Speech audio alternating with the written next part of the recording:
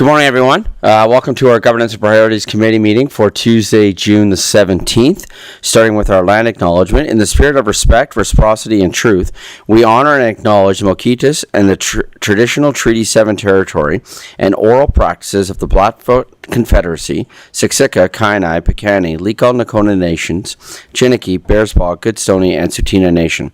We acknowledge that this territory is home to the Métis government of the Métis Nation with Alberta District 4. Finally, we acknowledge all nations, Indigenous and non, who live, work, and play on this land and who honor and celebrate this territory.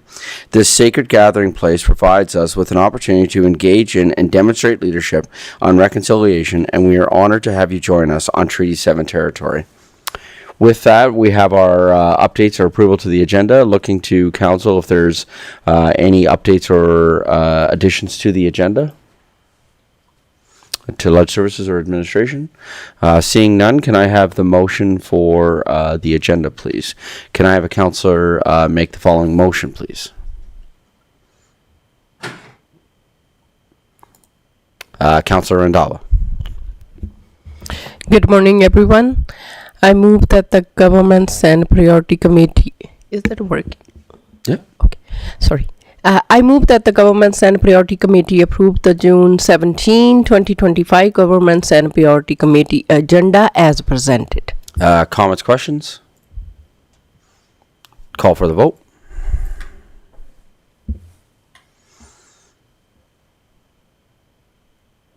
And that's carried unanimously. Thank you. For a moment of reflection, just a couple of things we want to highlight. First of all, yesterday was a fun day as we had Mayor for a day, and we had Carter here, who was a grade 8 student from Chestermere Lake Middle School, and he spent the day hanging out with me and seeing the behind-the-scenes look. So he had an opportunity to have a tour of City Hall. He saw our public works. He saw the fire hall. He got an opportunity to meet with council, have lunch with some staff.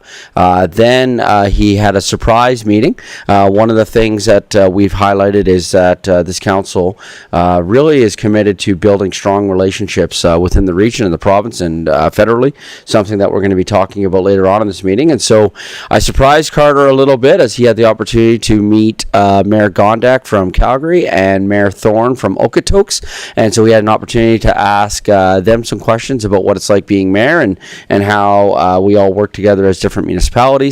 Then we went for a quick little drive around the city to show him some things that kind of see the city through the eyes of the mayor, and then he had a final presser at the end of the day. And it was a great opportunity. Carter's strong passion was that he wanted to see more commercial development in Chestermere. He wanted to see an improvement in infrastructure and more schools. Sounds very, very familiar to the things that this council has been working on and committed to.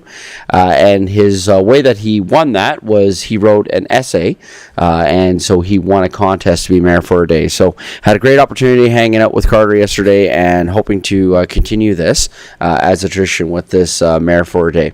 The other one that we wanted to highlight, if I can have Ledge Services bring it up on the screen, is we had some students from Eastlake School find great success this year at the science fair. And so it was a very successful year for the Calgary Youth Science Fair. And so we had some students from Eastlake School, like I said, receive some awards. So Landon received a CYSF Director's Award for Outstanding Project. Hargan received a CYSF Director's Award for Outstanding Project. Kate and Sasha received the City of Calgary Water Services Award. And Bria received the Pacific Institute for the Mathematical Sciences Elementary Award for Bees Gravity. So some cool awards that were handed out in this competition, and so I want to say thank you to Miss Vandermeer for sending in this information to the city. One of the things that we have said is that we want to be celebrating things that are happening around the community, and so she sent this in so that we could highlight it. And so what has happened is council has written a congratulatory card to each of the students, as well as the Eastlake School, as well as to Ms. Vandermeer, that will be then presented to them here in the next couple of days. But just wanted to again celebrate the success. So it was a good week this week celebrating with students, as we had, like I said, Carter here yesterday, as well as the success that these 4 elementary students found at the science fair this year. Moving to now our public input session, looking to legislative services. Do we have anyone who has signed up, whether online or on the forum for public input? Oh, I apologize. We're working with a new system here today. We're excited to have this system. We have a new queuing system, and we're just starting it, so I'm able to now queue speakers. So I apologize as we work through utilizing the new system. Sorry. Flood services. Through the chair, no, there is not. Great, thank you. So with that, we do have a public presentation, but that's coming at 10 a.m. So then we have another public presentation at 1 p.m. So I think we're going to move then to the report for information, which is item 6.1, report for information tariff action plan, which is being presented by Renee Spuler, procurement officer. Good morning. Okay, I'll take my glasses off so I can see. Through the chair to the mayor and council. I'm here to present for information the tariff action plan recommendations per council motion 250311-02 passed March 11th, 2025. What have we done for that motion? There was a memo included in your package. I hope that you had the opportunity to review it. We have reviewed with input from the different departments all the procurement and sourcing activities, and the comments from those departments are included within the memo. We've met with economic development to review other areas that could be affected by implementation of tariffs if there are strong implementation, or strong tariffs, I mean, and could explore collaboration with other municipalities and bring forward other recommendations as necessary for council to ponder. We've also modified the language in tender documents and contracts to request identification of any tariffs imposed and to request flow-through costs for the amount. This will help us in the future. Current situation, there's really been no further direction to stop purchasing from the U.S. And additionally, Canada and the U.S. yesterday just entered into the agreement for 30 days. We'll see how that goes and what that affects. Overall, looking at what we procure and purchase for the city, we don't see a huge impact, but that could change. It's an ever-changing situation here. Going forward, finance will track any indicated tariffs on invoices. So if they are not indicated, we can't account for them. It could be a price increase or what have you. And currently, with no dollar amount being identified, there's really no impact at this time. We'll also monitor all the tariff changes and trade policy updates. So based on this, Procurement Services proposes that the city not make major changes to how we're doing business right now. It would probably create more work, and we don't really have the bandwidth for that. So we're going to leave it. The recommendation to council is that mayor and council accept the presentation as information. And I thank you for your time, and we'll address any questions if you have them, if Great. I can. Great, thank you so much. Council, does anyone have questions about this? Councillor Narayan. Thank you, Worship. Through you and through Mr. Adney to staff, good morning. Thanks for the presentation. When it comes to tariffs, I think it's very much like a weather. It's quite inconsistent and unpredictable. So you may have kind of touched on, what I was going to ask as to who is responsible at City Hall to monitor this. So when, I think you mentioned finances. I was thinking maybe procurement. Is it, both? I'm just trying to understand how does that work? Sorry. So it is teamwork. Finance has committed to try to monitor it. Additionally, the PMO within our projects, have committed to being open with their language with our suppliers and vendors and say, it's not that we won't pay them. It's a fact of life. It's a fact of doing business. So we just need to be open and honest so we can track. And if there is a case where we can recover any of them in the future, that's why the tracking is so important. And that's why the communication is so important. So to answer your question, it's a team effort between procurement and finance and PMO. I'm going to pull Junaid and Sammy into it, and Aditya to to really try and monitor. It is a changing I bet. landscape. Okay. So Well, thank does you that for answer your question? It absolutely does. Thank you so much, Renee. Anyone else from council with any questions? Councilor Wozzanowski. Yes, thank you, Mayor Dean. And through our chair to you, Renee. I know in some of our procurement policies, we still give some preferential treatment for local content. I think that more applies to local business here in the city of Chestermere. And I know the North American market is primarily a North American market, whether you buy a car in Canada or a truck. Usually the parts are made on both sides of the border, and I know the tariffs may affect those commodities. I guess, is there anything, did you review trying to protect our local economy more than what we've already done in our kind of our procurement policies? Now that we're on the shadow of real tariffs. So I think that might come into play where we looked at the weed trailer for parks, and we were going to procure that out of the States because historically we have, but we went to a local supplier instead. We did an RFP and went out and did a local purchase for that one. So we are looking at our local suppliers, maybe not in Chestermere, but their surrounding areas. Does that answer your question, kind of? Councilor Wozzanowski. Yes, it does. And it was more so on the larger purchases that I was thinking, because I know there are, if you look at, we're not in buses, but New Flyer is a massive bus manufacturer based out of Winnipeg. It's Canadian based. They probably have to buy a lot of tariffed components, steel, raw materials, tires, engines, et cetera. Right. But they are still a Canadian supplier. And we, I'm sure, know that there are plenty of U.S. suppliers or foreign suppliers that are also tariff exempt.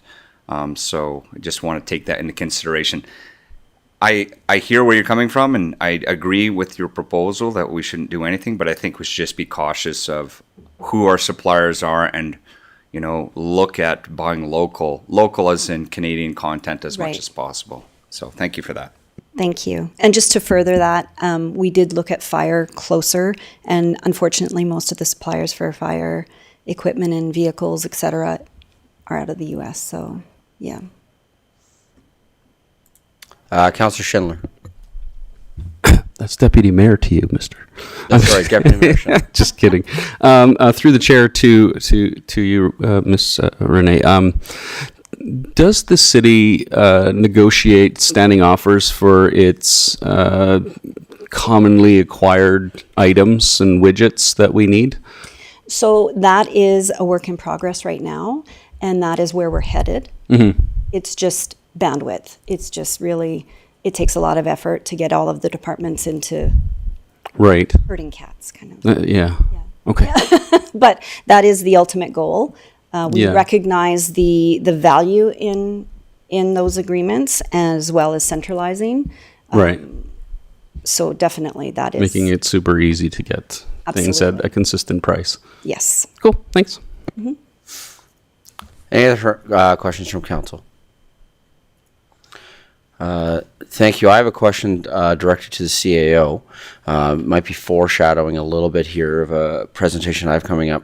I'm wondering if we're pursuing any further collaboration after what came out of conversations that were had at the Mid-Sized Cities Mayor's Caucus when it came to procurement and things like that. Are we, have there been any other conversations at the administrative level of shared procurement or those sorts of things? I know that was a conversation that we were having. I'm just wondering at the administrative level, have any of that followed, or can we look at following up on those conversations? Because I think there were some great opportunities that were being discussed at that particular conference. Perfect. Yes, thank you, Mr. Mayor. Yeah, through yourself to council. Yes, there is. We've got a CAO chat group, I guess, email group that goes around. That's something we've been talking about. We're also planning to get together in July. We're still trying to find a date that works for most of the group, but that's going to be one of the items on the agenda, is talking about how do we actually start moving that concept forward. So it's definitely something we're looking at. Oh, great. Thank you. Any other final opportunity here for questions or comments from council on this particular issue? Okay, with that, I believe the motion that we're looking for is to accept for information. Can I have a councillor make the following motion, please? Deputy Mayor Schindler. I move that the Governance and Priorities Committee accept the Tariff Action Plan memo for information.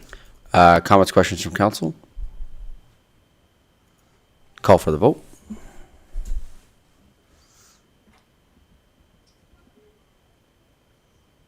And that's carried unanimously. Thank you so much. Appreciate it. Thank you. 6.2, report for information, secondary suites land use bylaw amendment, presented by Josh David, Planner 1.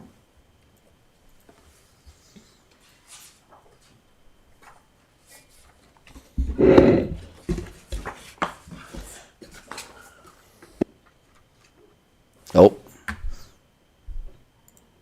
Good morning. Don't press the button. I got you. Thank you. Good morning, Mayor and Council. My name is Josh David, Planner 1 with Community Growth and Infrastructure. Today I'll be presenting a request for decision regarding proposed amendments to the land use bylaw to address secondary suites in our community. Our motion request today is that the committee direct administration to report back after the 2025 municipal census is complete and provide recommendations for the next steps. So for a little bit of history regarding secondary suites in Chestermere, secondary suites were introduced into Chestermere's land use bylaw in 2016 through bylaws 010-16.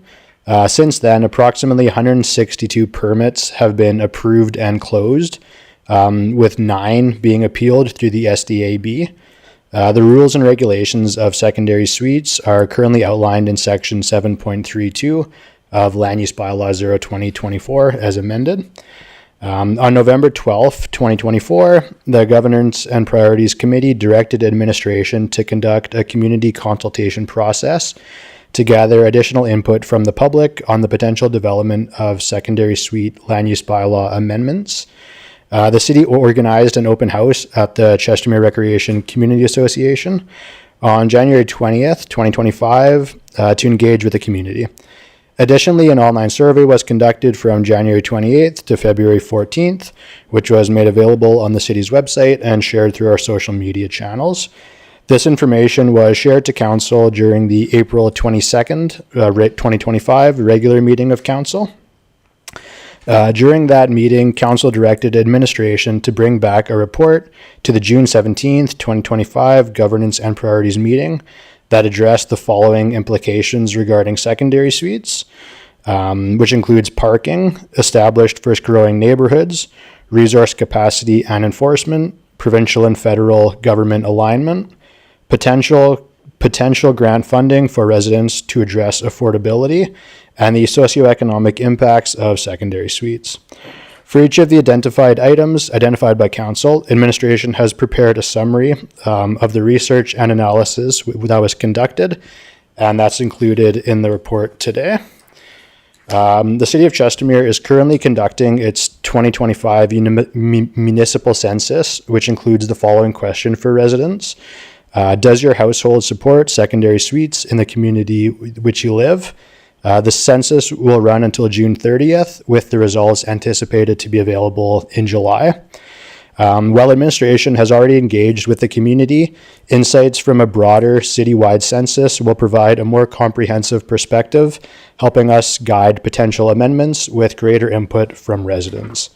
Thank you very much. Is there any questions?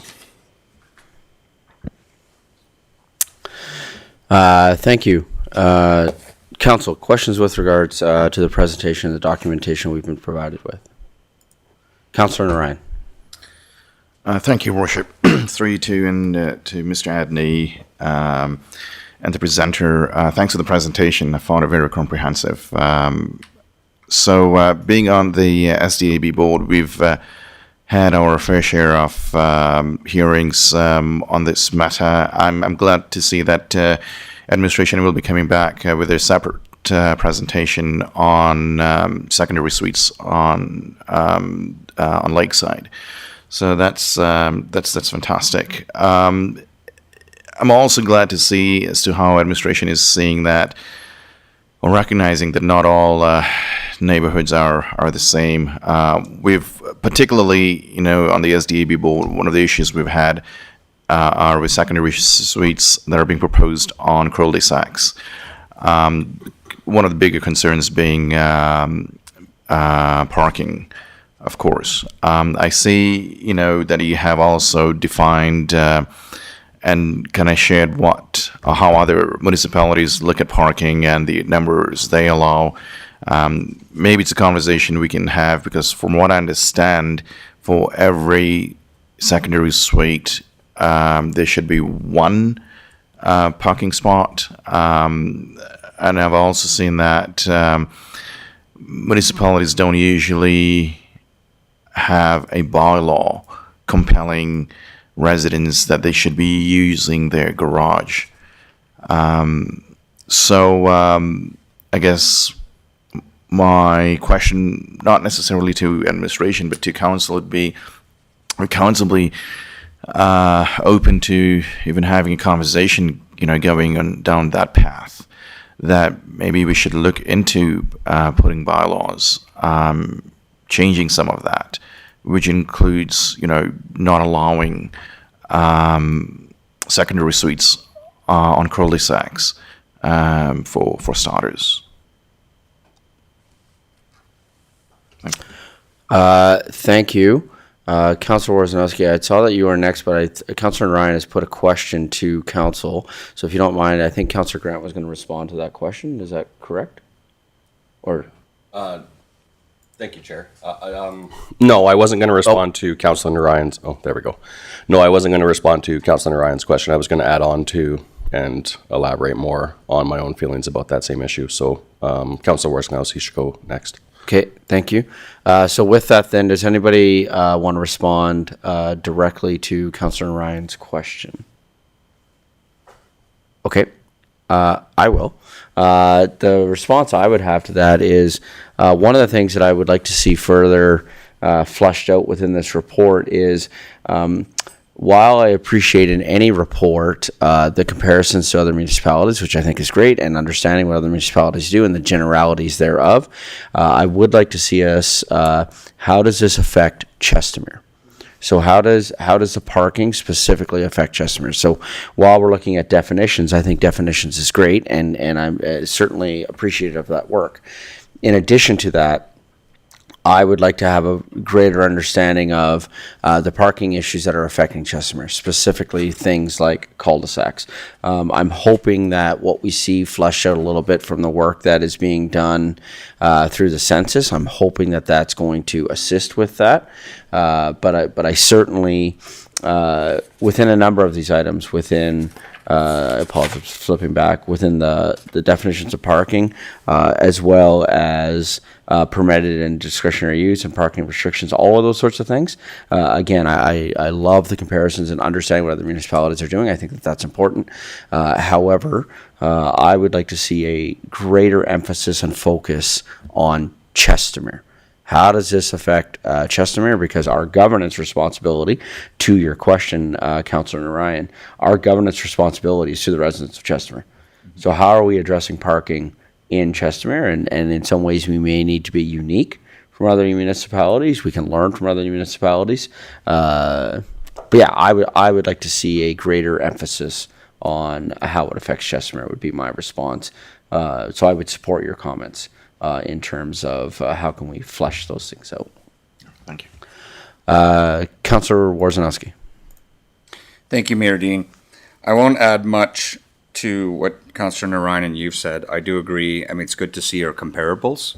However, Chestermere is unique for a number of reasons.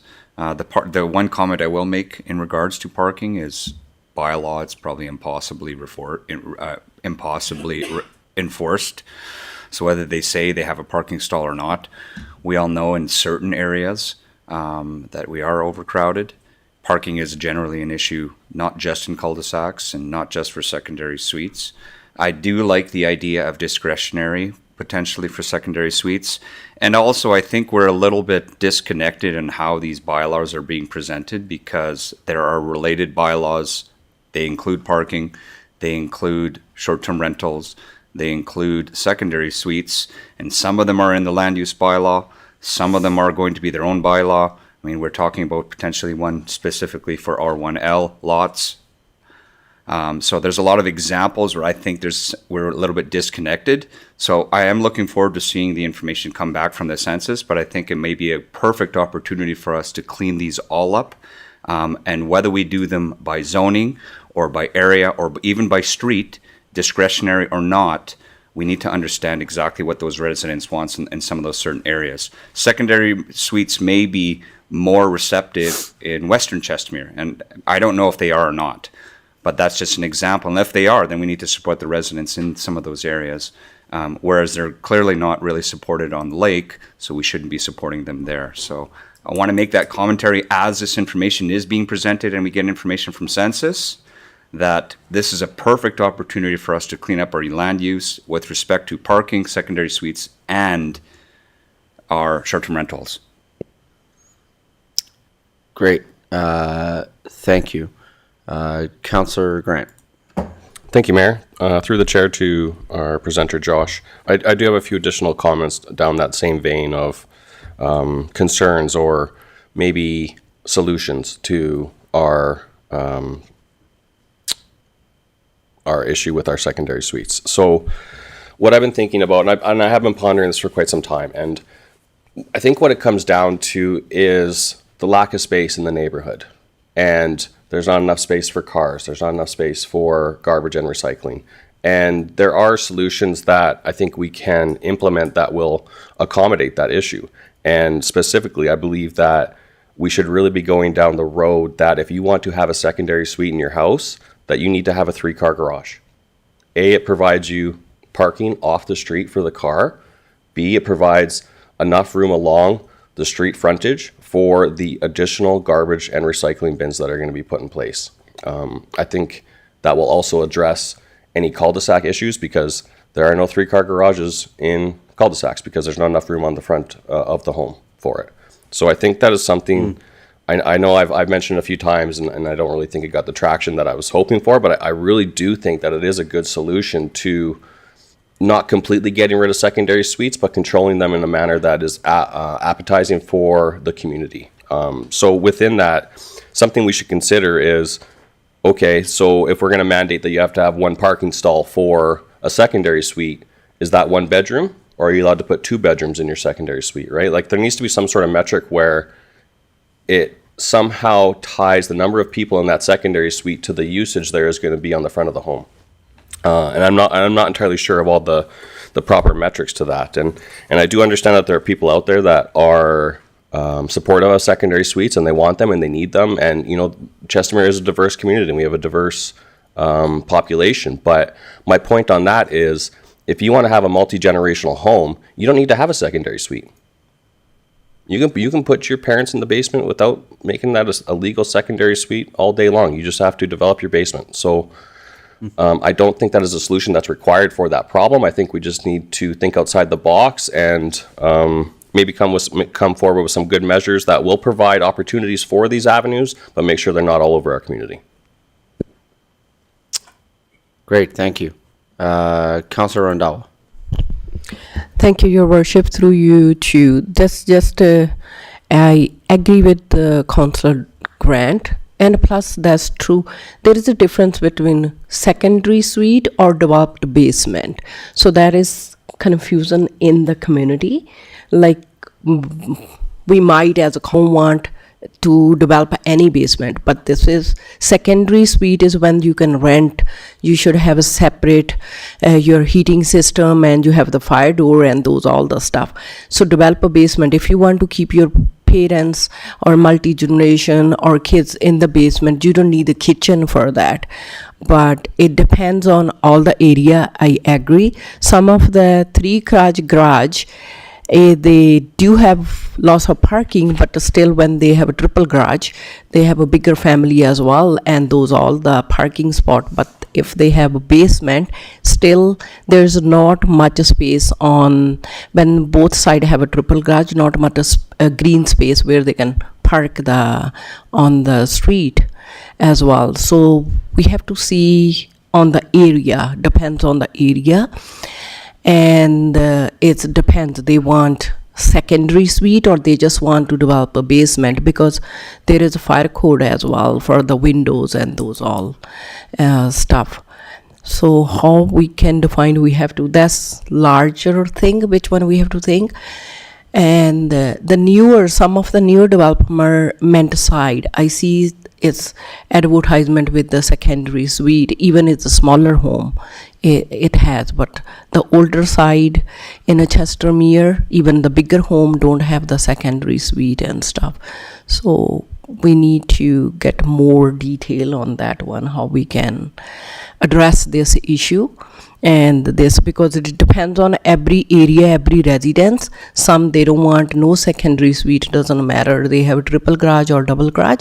But some even they have double garage, or depends, they want the secondary suite. Sometime is they're thinking it from the community perspective, so when they can sell their home is bit large value rather than if they have just the developer basement.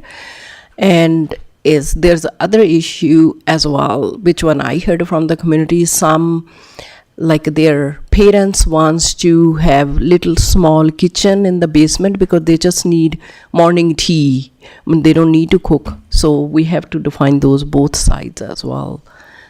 But thank you. Deputy Mayor Schindler. Yeah, hi. Through the chair to Josh or Mr. David or Mr. Edney, whoever can answer this. I'm now questioning my knowledge on what triggers the need to have a secondary suite permit. Do you have that information on hand? And I have another follow-up. Okay. I mean, there is specific like safety code that goes into it. So the main thing would be if you want a cooking kitchen facility, then that would constitute a secondary suite. As well, it would need a secondary heating source separate from the rest of the home. Okay. Another requirement would be smoke seal doors. I think those would be the three big ones. And then as well as the extra parking space. So for a secondary suite, you need at least 2 spaces for the primary residence and then 1 extra for the secondary suite. So you need a total of 3 on-site parking stalls in order to apply for a suite. And that's to apply, but is there a trigger? Mr. Edney? Thank you, Mayor Dean. So I think to Deputy Mayor Schindler's question, the trigger really is the cooking facilities. So if you, as Councillor Randhawa talked about, if you want to have a developed basement and somebody lives down there, that's no problem. It's when the cooking facilities get put in that there's, the safety codes for that. And as Mr. David mentioned, then that leads to different things for ventilation and those kind of things. So the trigger is that kitchen. Does that then you need a secondary suite? So if I want to just put another stove in my basement to cook my turkey every year instead of having, because I'm cooking a big meal, I need 2 stoves going. Is that going to, and I do the proper ventilation, does that mean I need a secondary suite permit? And would I need to have extra vehicle parking and things like that? No. So I think the other trigger, correct me if I'm wrong, even Liz or somebody in the audience, is if you're going to have somebody primarily live in that space. So if you're going to put another stove in your basement, you still need to have proper ventilation for the fumes. You have to make sure you get a permit for the upgraded electrical, all that kind of stuff. But that doesn't become a secondary suite. It's when someone is living in there as essentially their primary residence. Other than your family. So I can't have my son living down there and paying me rent, for example, or, I mean, he's 6, so that'll be a while, but. At least 2 years, right? Yeah, at least 2. I don't know, but growing up quick, mine's not. Yeah. Growing up quick, mine's 9. I'm pretty sure he would take a secondary suite and move into it right now. Mm-hmm. We do not evaluate who resides in a space. So whether it's somebody building a secondary suite for their nanny, their dog, their okay, maybe dog's weird, but the human that uses the space is irrelevant to us. We do not look at that. We don't care if it's your child, your parent, your whatever. What we care about is the way the space is constructed. Okay. In my experience, one of the biggest things with secondary suites is the life safety side of it. There was a number of years ago where there was a fire in Calgary where people who were living in an illegal secondary suite with windows they could not get out of Right. did not survive the fire. And so it's one of those situations where if they're going to be there, they need to be built legally, which means all of those components have to be there. So if you're not going to be a secondary suite, and I believe our definition in the land use bylaw, which I haven't had a chance to pull up yet, I'm working on it, if it meets that criteria, then it would be considered a secondary suite and you have to meet all of safety code's requirements. Okay. If somebody chooses to put that stove in after we've done all our inspections, we're not psychic. Yeah. But the one thing I've always said to anyone I've ever worked with is if you find out about an illegal secondary suite, that is the one thing you enforce on each and every time. Yeah. Because if we know about them and we've done nothing, pretty sure there's some liability to that one, and the risks of them are very high. I just, if the chair is okay, I just had another question, and sorry, I had to do the follow-ups to get a good answer for, or not a good answer, the holistic answer for that one. But my second question my second comment had to do with vehicles. We're talking about one vehicle being basically the standard, and I think that hearing from the other councillors, Chestermere being unique in that we don't have a holistic approach to transit and getting people from point A to point B without vehicles. I think we should be starting with 2 vehicles in each suite, as it were, as our minimum.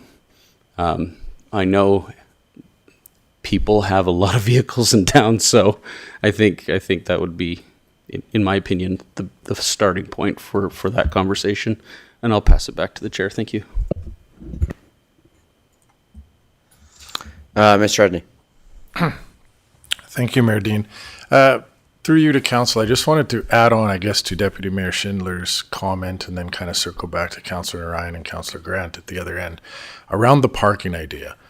Some of you have heard me talk about the parking idea offline here and my thoughts around it, but I think that is, with secondary suites, the number one frustration. I lived in a community where we had these exact same parking issues.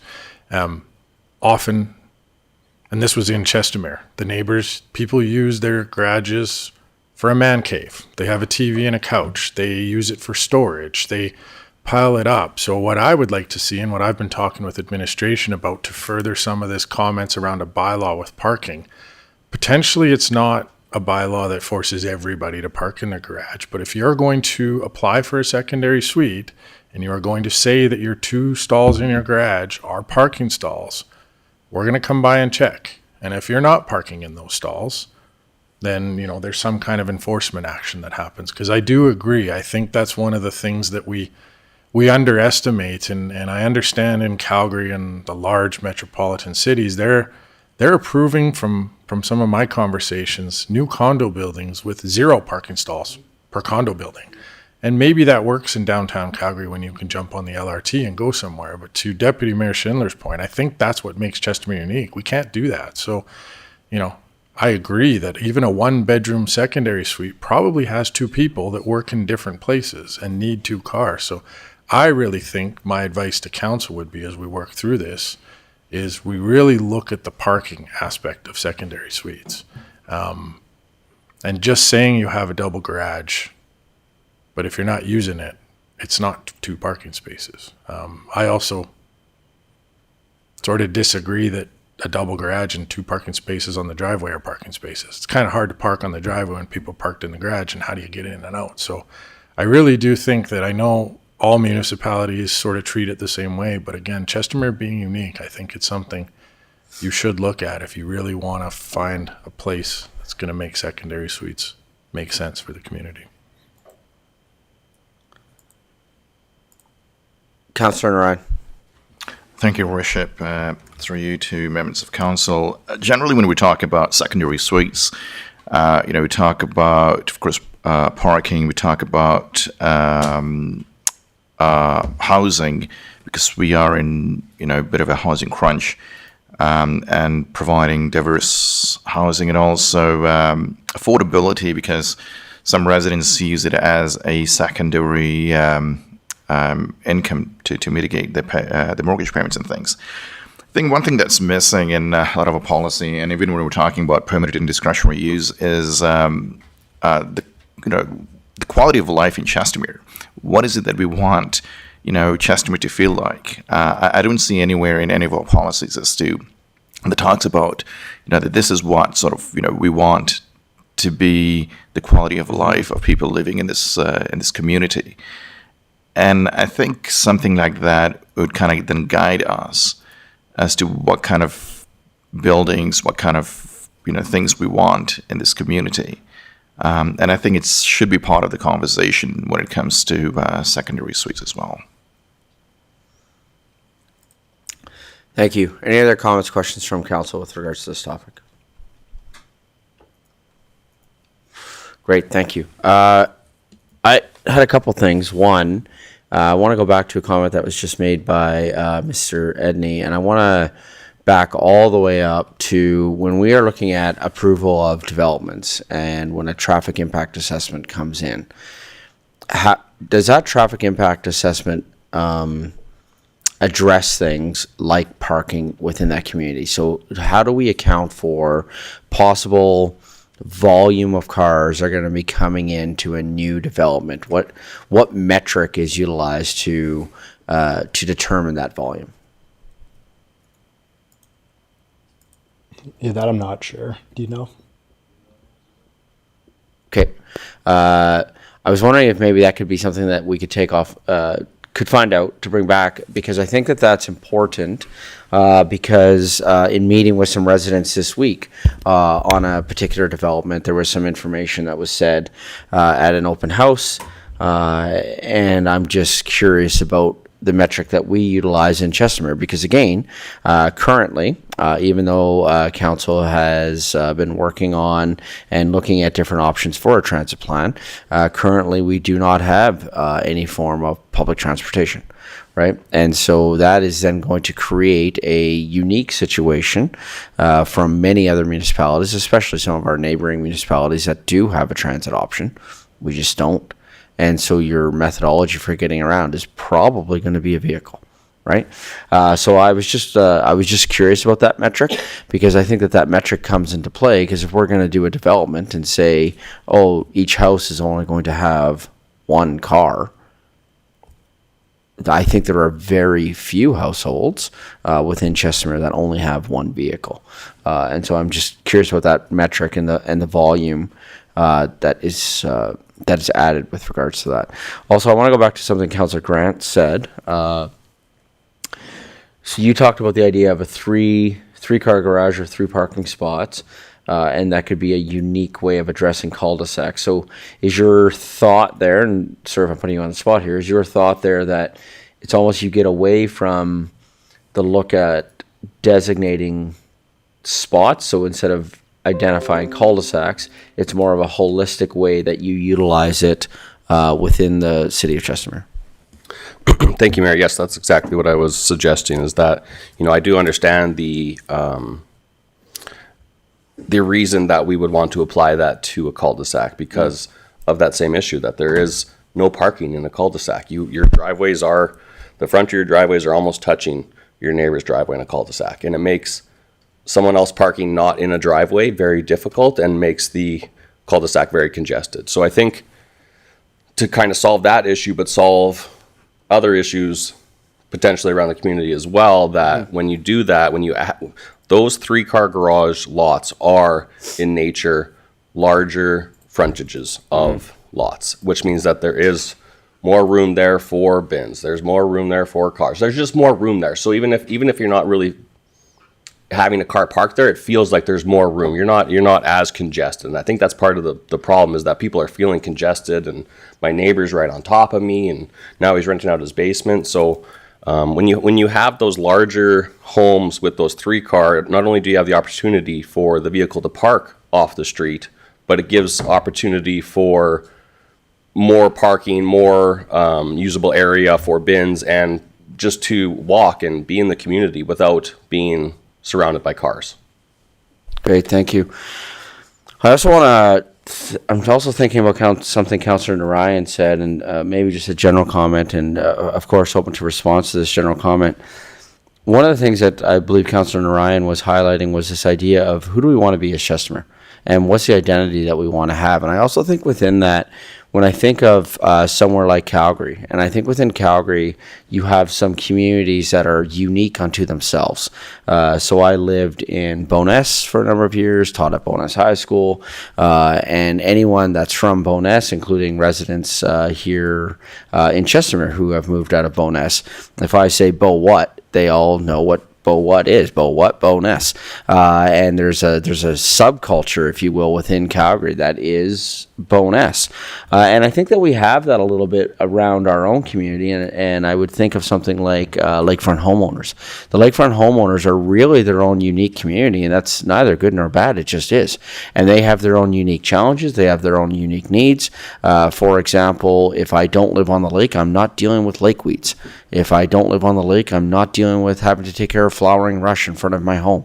There are just certain things that are unique to a lakefront homeowners, but also within that, they do have their own community and those sorts of things. So I'm just wondering, maybe as we're working through the census and we're working through this identity piece, I think a tension point that we continue to address is how do we address the what makes Chestermere Chestermere, and how do we highlight, honor, navigate the uniqueness that can exist within certain communities. Because that's okay. Uniqueness doesn't need to create division, right? Uniqueness doesn't mean that I'm different than. Uniqueness just means I'm unique, right? And I have a difference. And that's okay. So, Councillor Ryan, I just want to thank you for highlighting that within this idea of what makes Chestermere Chestermere. And then also with just some conversations that I even had over the weekend with a number of residents about uniqueness that exists within certain communities, and how do we address that within our secondary use bylaw, which secondary suite bylaw, which I think is what we're hoping to accomplish through the census, to see what our communities say and what does each community desire within Chestermere, and how do we address that. Any other comments, questions from council with regards to the presentation? Okay. With that, I think that we are going to be looking at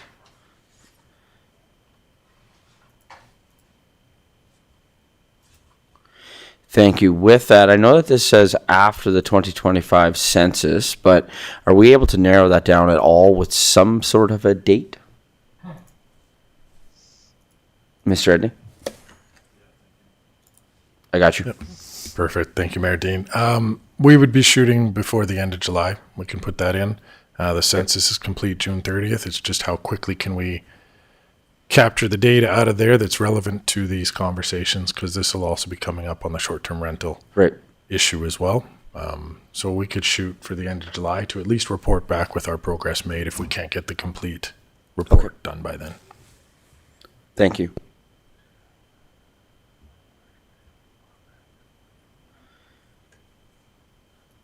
Thank you. Councillor Grant.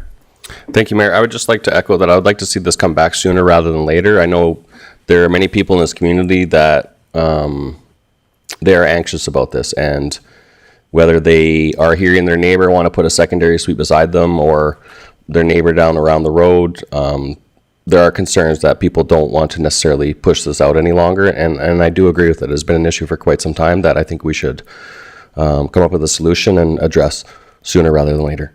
Yeah, I believe the closing date for census coming back is next week. Is that correct? Yeah, so the closing date is sometime next week for the collection of that census data. So that would, it sounds like that would give administration sufficient time to be able to collect that data and come back. Okay, with that, can I have a councillor make the following motion, please? Councillor Grant? Thank you, Mayor. I move the Governance and Priority Committee direct administration to report back after the 2025 census is complete and provide recommendations for next steps regarding secondary suites before the end of July 2025. Great, thank you. Any further comments, questions from council with regards to this matter? Call for the vote.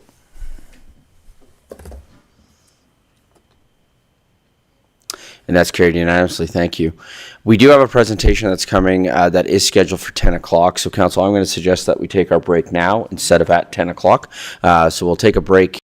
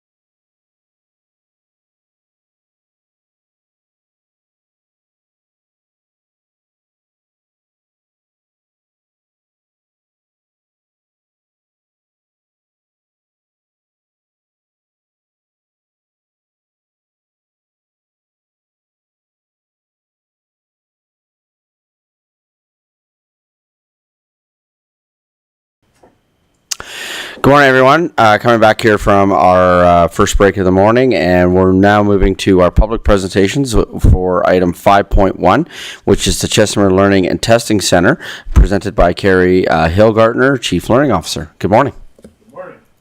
Thank you very much, councillors, mayor, for having us here. Could I get you just to take a step to your left so that you're in front of the mic? Awesome. You can tell I've never done this before. Thank you. That's okay. We're here to help. Let me start again. Thank you. Thank you, councillors and mayor, for having us here today and giving us the opportunity to speak about a real need that needs to become a priority in our community. To fill a very much needed gap, as referenced in the previous presentation, to talk about quality of life in Chestermere and what that should look and feel like.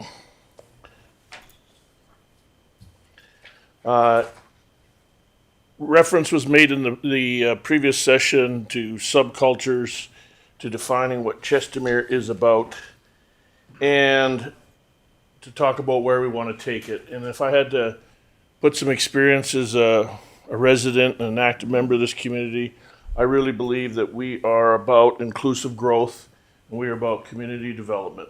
And in my interactions here with members of the council and people here in the community, it rings true as more than just a statement.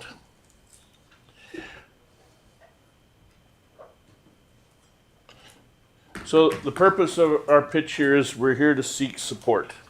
We want to collaborate with the council as we will with other members of the community, like SAIT, like the province, like the South Central Adult Learning Society, in establishing this testing and learning center as an important hub for adult learning. From this particular group, we really want to focus on financial support, either it be some seeding funds or ongoing ways to make this happen, make this a reality. We also want some help with zoning and space support. One of the hardest things about the Testing and Learning Center is getting that physical space that will work, will provide that equity, that will provide that access. Yeah. But also, and this can't be overlooked, an advocacy for the importance of adult learning, the importance of training, the importance of being able to upskill and make people active members of the community and citizens.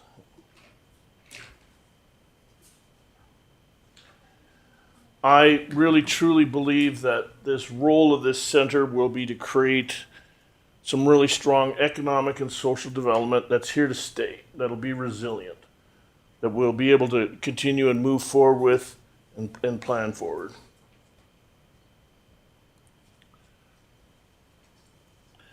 So I'm going to talk about the need. I'm going to talk about what the Chestermere Testing and Learning Center would look like. I'm going to talk about its economic and social benefits, and then we're going to talk about support and how we can work together. Firstly, I want to talk about the need in Chestermere.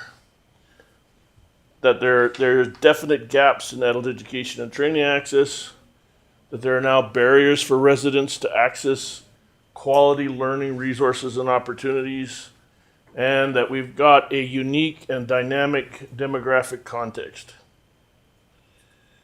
Certainly now is the time to invest in learning infrastructure to match that community growth. As I understand it, the population of Chestermere has surged by over 32% in the last 5 years to reach around 29,000 residents. It's unheard of. You, by the way, have my sympathy and respect. I'm going to talk about the first point there. By the way, interrupt me if you have any questions. First one is there is no centralized location for foundational, which is basic learning, workplace, or even academic upgrading in Chestermere. I've heard that, but there's something in Strathmore, or there's a society in Airdrie, but there's nothing here. And that is a huge and fundamental gap for a community that's growing, for a community that's changing, a community has an influx of subcultures, for a community that needs industry, for the community that wants to grow and do it in a way that's sustainable, right? Mm-hmm. There is also a lack of local testing centers. So if you want to get a credential, such as a high school equivalency diploma, by the way, there's a new Canadian adult education credential we're building stuff for. You cannot do it in Chestermere. You have to take the car for the lack of a bus. You have to go into Calgary or Strathmore. You have to make all of those arrangements, which cost time, money. Many of our people here are young, newer people with families. So making testing difficult, especially with all of those costs. This becomes a gap and creates a need. But with this growth, we can approach it that we become a place of opportunity, or we become a place of overcrowding, or a place of difficulties or differences as opposed to a place of moving forward. Transportation to Calgary or Strathmore, I don't think I need to say too much about it. It's difficult. We've got roads that can't be built fast enough. We don't have inner city transit that works to get you to this place and in and around this place. The cost of programs, childcare, and time, they are not going down. They are not decreasing. And yet the funding and the subsidies and the other supports for these programs are disappearing and disappearing rapidly. Tuition is continued to be lifting. Living costs are higher as the freezes on tuitions have been removed. Funding to programs has been cut. You can talk to many of the post-secondaries. Bow Valley College, for example, does not offer full academic upgrading anymore because it can't afford it. It can't afford it with the amount of funding it receives, plus the funding that students receive, those requiring assistance beyond program, is disappeared. It's dried up. And that's true here and across the province. We have, with this newer population, we have a strength and an opportunity to move forward. However, there is a huge need for language bridging. There's a huge need for credential recognition. There's now a huge need for localized instruction from the community itself. That's what this testing and learning center would provide. That's why it'll have the name Chestermere up on the front. Any planning we do with this testing and learning center would provide access to supports like daycare, even transit support. When we pick a site and we modify the site and we make it work, it will account for those things. It will account for a place where a family or an individual could go and carve out their time to learn, take their tests, and do it in a way that's quality. That is quality learning resources. It's developed by core programming services like SAIT or Hill Gardner Learning, right? That knows what we're teaching and knows how to deliver it to those students. I really want to put that this is a hand up and not a handout. And I think that's part of that moving forward. Demographic context. We have a high growth in young families, immigrants, and career changers. There is a rising demand for skill development opportunities in basic things like bookkeeping and entrepreneurship. Credentialing close to home. There's a call and there's a demand for it so that we can make this happen and recognize it and support it. Our diverse demographics include people of Punjabi, Hindi, Arabic, Tagalog, and English-speaking residents. And the Testing and Learning Center here would address that unique nature in its content, in its service, and in its people.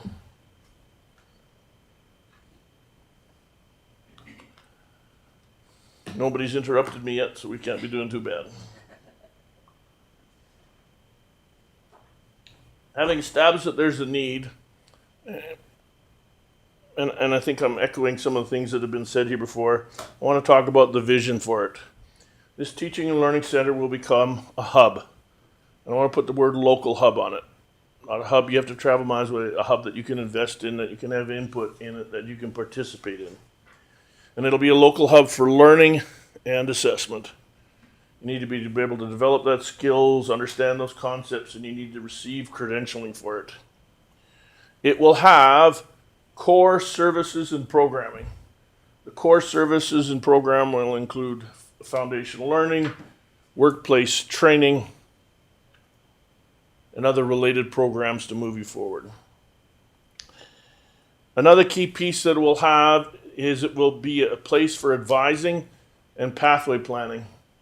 A lot of learning and testing centers don't provide that, or places.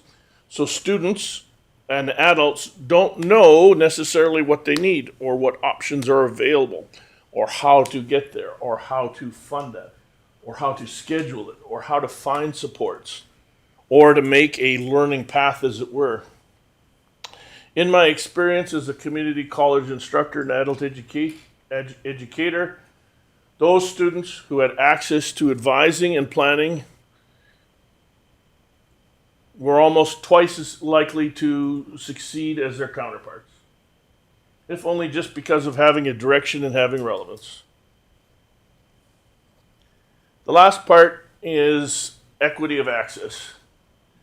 In a world of competition and growth, everybody needs to be able to have a seat at the table. Local hub. So foundational skills, upgrading, workplace learning, and academic prep. Those are key things to be able to continue as a learner, to be able to continue as upskilling. Not just in this testing and learning center, but in the workplace, at home, in the community. It will support lifelong learning, career mobility by creating these learning plans, by making connections to vocations or other stakeholders in the community. It will provide lifelong learning in that it gives them a place to come and to go from, a place to share, a place that they can access, a place that they can hopefully be proud thereof.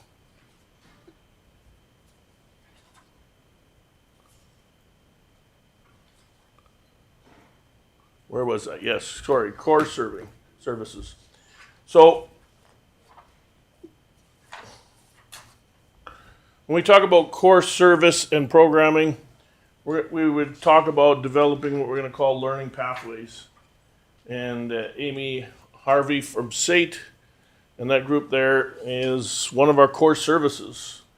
SAIT has a reputation as a leading polytechnic, not just nationally, but internationally. They have connections to stakeholders and industries, and they're excited to be here. And by the way, I thank her for being here. And we have a letter of intent that should be there in front of you to show that we've made a commitment that this is real and that we're moving forward with it. Those learning pathways are key ones that are tied to vocations, and that they need to be tied to industry in order to receive funding as programs. The other thing is testing and preparation for CAKE. And I want to put a little side note, if you could put there, just put for foundational learning. CAKE is the Canadian Adult Education Credential. It has replaced JED.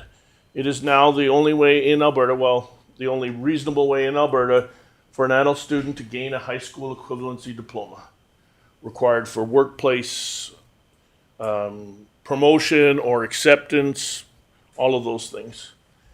It does not it has testing that you can book, and you can go into testing centers, so this would be a testing center for CAKE. This would be a learning center for CAKE.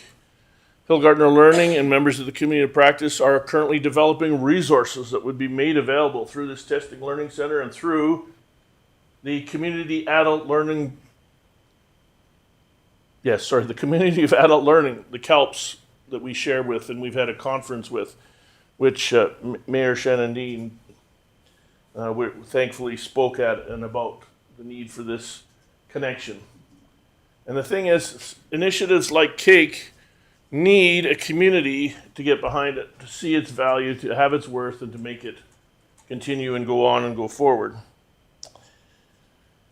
But CAKE, as you will discover, is not fully like JED. gives you a high school equivalency diploma, but its acceptance into programs and institutions is not as widespread because it needs an advocate. And we need to move CAKE into foundational learning courses, other courses that will get them into the programs. And to do that, we need that advising. We need those learning pathways and those pieces.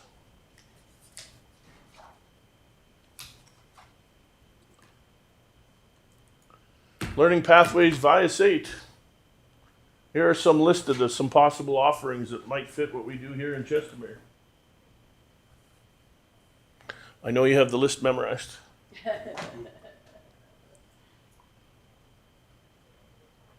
I think many of these speak to the needs and the growth that we're experiencing here. Corporate training, for example, could appeal to people who want to be retail managers or bookkeepers or franchise operators. Pre-apprenticeship, working as a carpenter's assistant, working as an HVAC apprentice, or even maybe moving into the field of becoming an electrician. Digital literacy, office tech support, web design assistance, support at the city council, IT support. Yeah. Leadership, nonprofit coordinator, a supervisor in a municipal or a school setting. These can all fit and they can all apply. A stat that I came across was that there are about 745 businesses in Chestermere as of 2023. And it was charted as a 4.5% growth year after year. You probably go to the books and say it's much higher, okay? And so what I'm saying is a key component of this center will be about workforce readiness. Let's make people ready. Let's make people feel good about themselves. Allow them to invest in their families and friends and do it in a way that's an authentic and a member of this community. Testing and prep for CAKE. So Hill Gardner Learning is developing resources. We are currently under contract with ProLiteracy.org to develop Score Boost CAKE test workbooks. We have our own online courses in both Moodle and in Brightspace, which we should be offering by the end of July. We have also made connections throughout the foundational learning community practice across the nation. At our conference, we had people or delegates from communities in Chestermere, from the Maritimes in New Brunswick, all the way through Saskatchewan, Manitoba, and Alberta.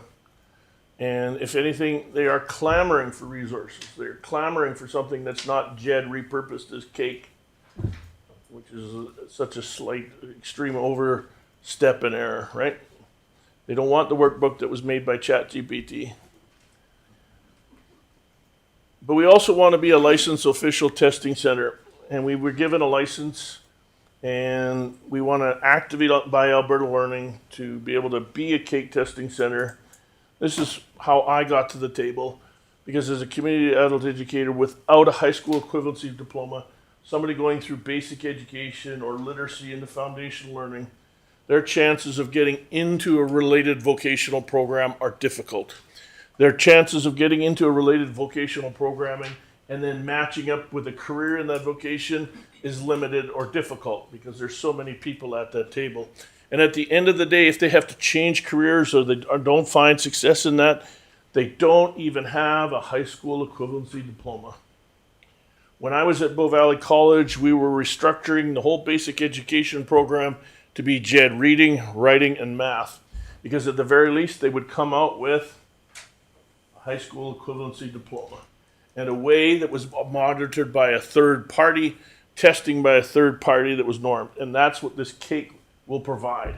If we step up, if we are a learning center, if we are a community.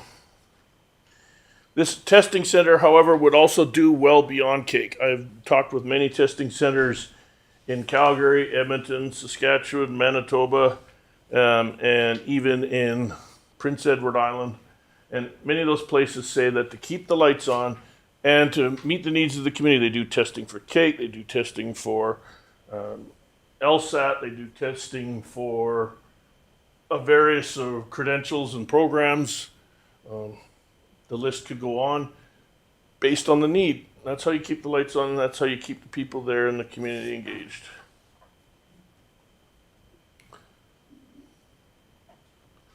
Advising and pathway planning. This is where we get personalized. We map credentials, we map costs, we map programs, and we map career paths.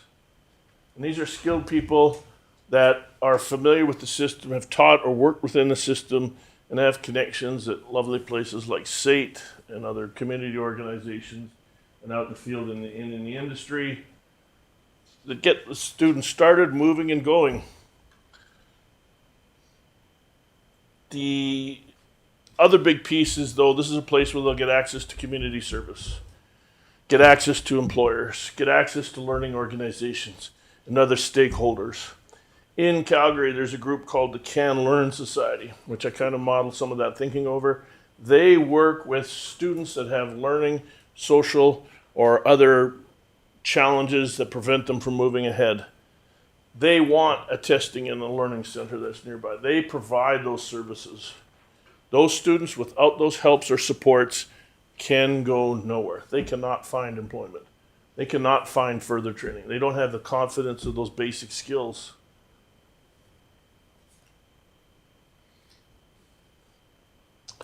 Nobody's run away yet. That's good. But I think another part, and we can't forget this, and it speaks to quality of life, as mentioned previously, we have to have equity of access. It's got to be local. It's got to be affordable. And that's why we'll need this support and supports of the Alberta government and other societies. And it needs to be inclusive. You have to come in here and feel welcome. You have to come in and feel ownership of this testing and learning center and what it does. I mentioned daycare. You'd be surprised what a big a factor that is in creating successful adult learning. Resources in multiple languages. One thing about CAIC, it's available both in French and English, but we would go out of our way to make sure that we provide supports in various languages, so this does not keep you from getting to the table. In fact, it encourages you to come to our table. That was a lot. Next, I'm going to talk about economic and social benefits. And I really believe this is where it comes over to you to see this, comes over to you to drive this come over to you to see that this is something that we not only need but want. And one of the things I believe that this testing and learning center will be is it'll provide economic resilience and workforce development. And by economic resilience, I mean we're going to have a group of upskilled and talented people able to not only support industry but drive it. We will have opportunities for workforce to be developed based around our community needs, and have workforces that'll move us forward.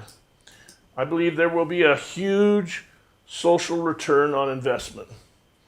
My experience with adult learning and training and credentialing and moving forward is you do build a strong community, because these are people that are working together to build something new. Sorry, I'll get off my soapbox. There we go.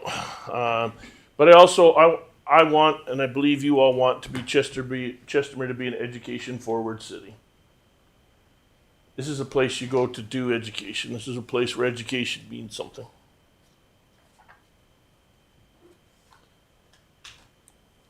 Economic resilience and workforce development.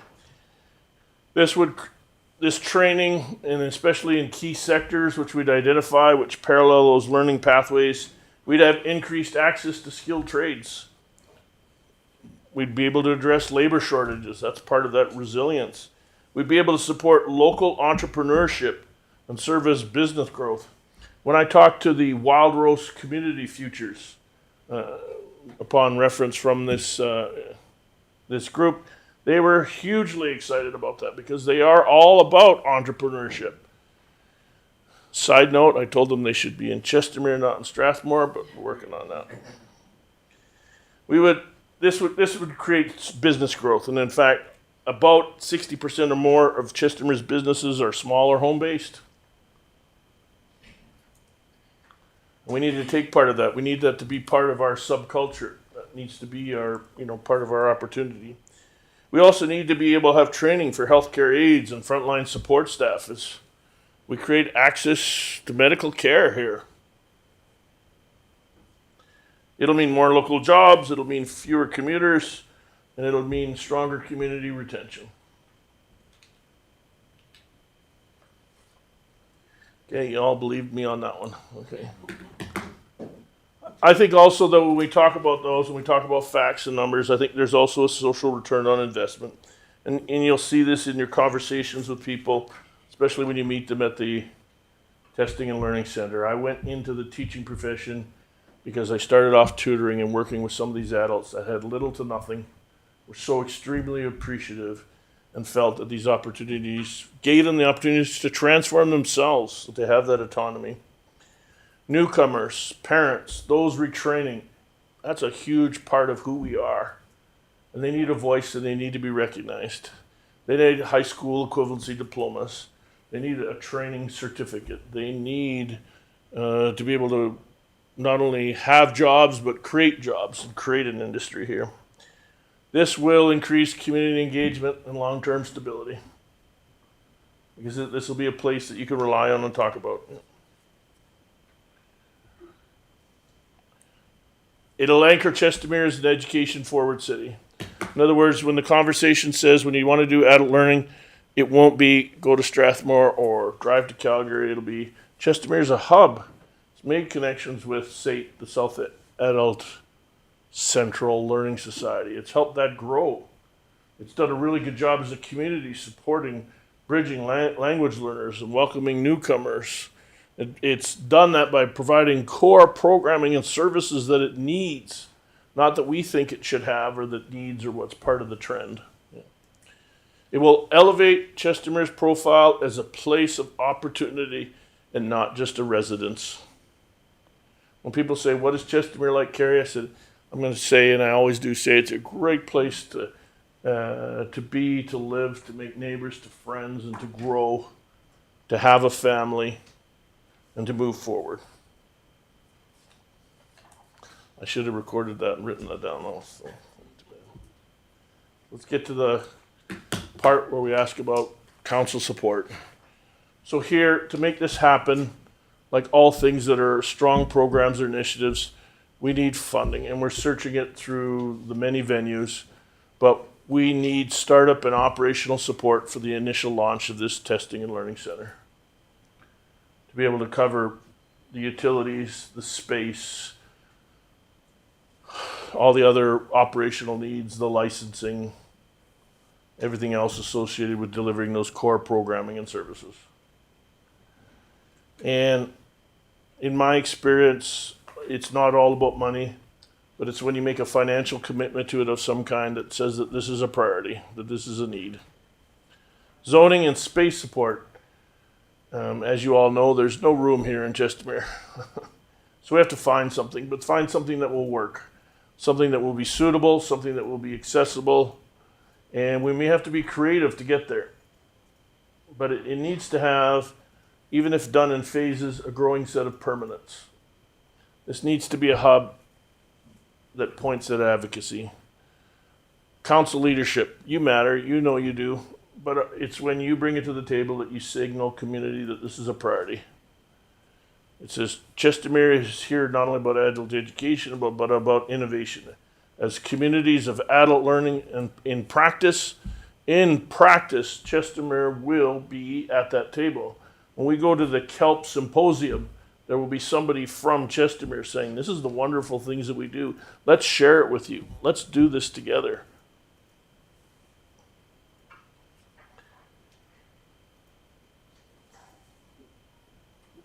I'm almost done, I promise. And to me, this comes out of a vision, and it's a vision that's not based on getting rich quick or any personal gain. This is about a community-based solution for a growing city. It is an investment in people, an investment in equity, and an investment of the future of Chestermere.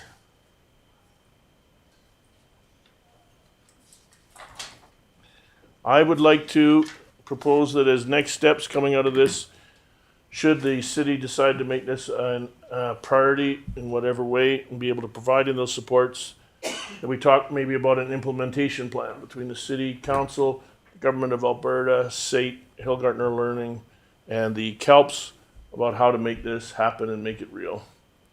In the coming weeks, we will be offering, the Foundational Learning Group will be offering a town hall.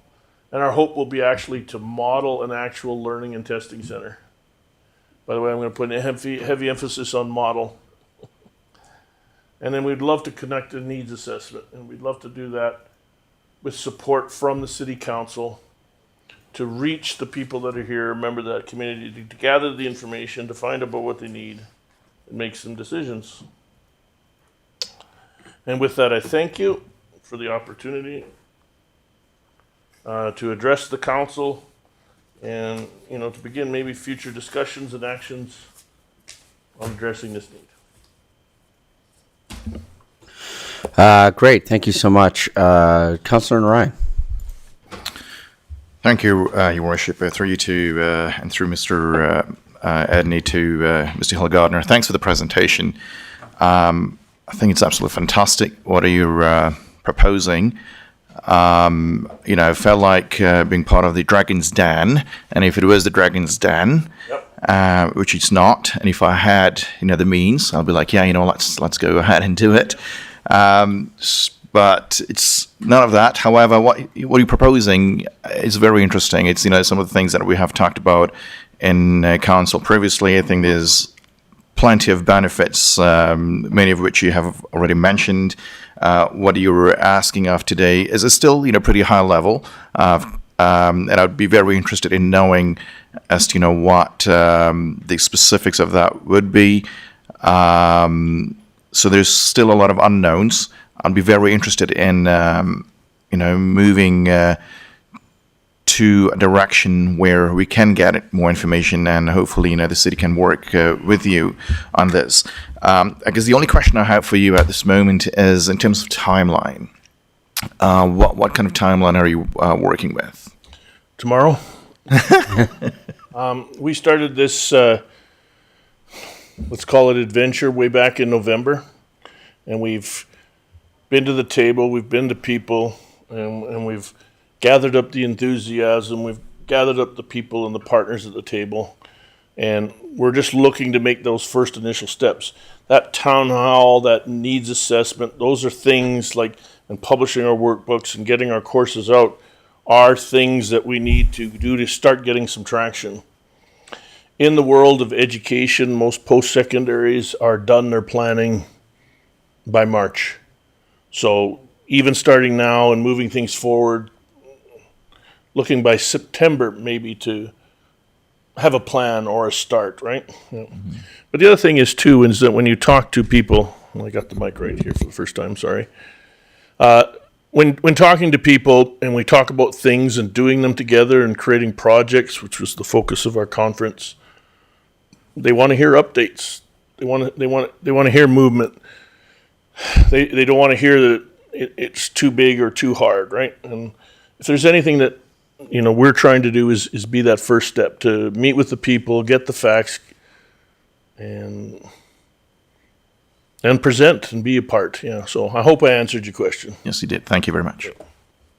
Yeah, I guess really quick, maybe I should have done a bit of a preamble on this. Was partially how this all came about was Carrie had set up a meeting with myself a number of months ago, and we just chatted about some ideas, and then turned it over to CAO, who had put Carrie in touch with our manager of economic development, as well as our manager of community support services. Some conversation continued. Councillor Sambo, because of her work with community Wild Rose, Futures Wild Rose, had also been involved in the conversation, and my background in education is no secret. And so as those conversations continued, I thought it was appropriate to have a presentation come to council just to see where council sat on this, right?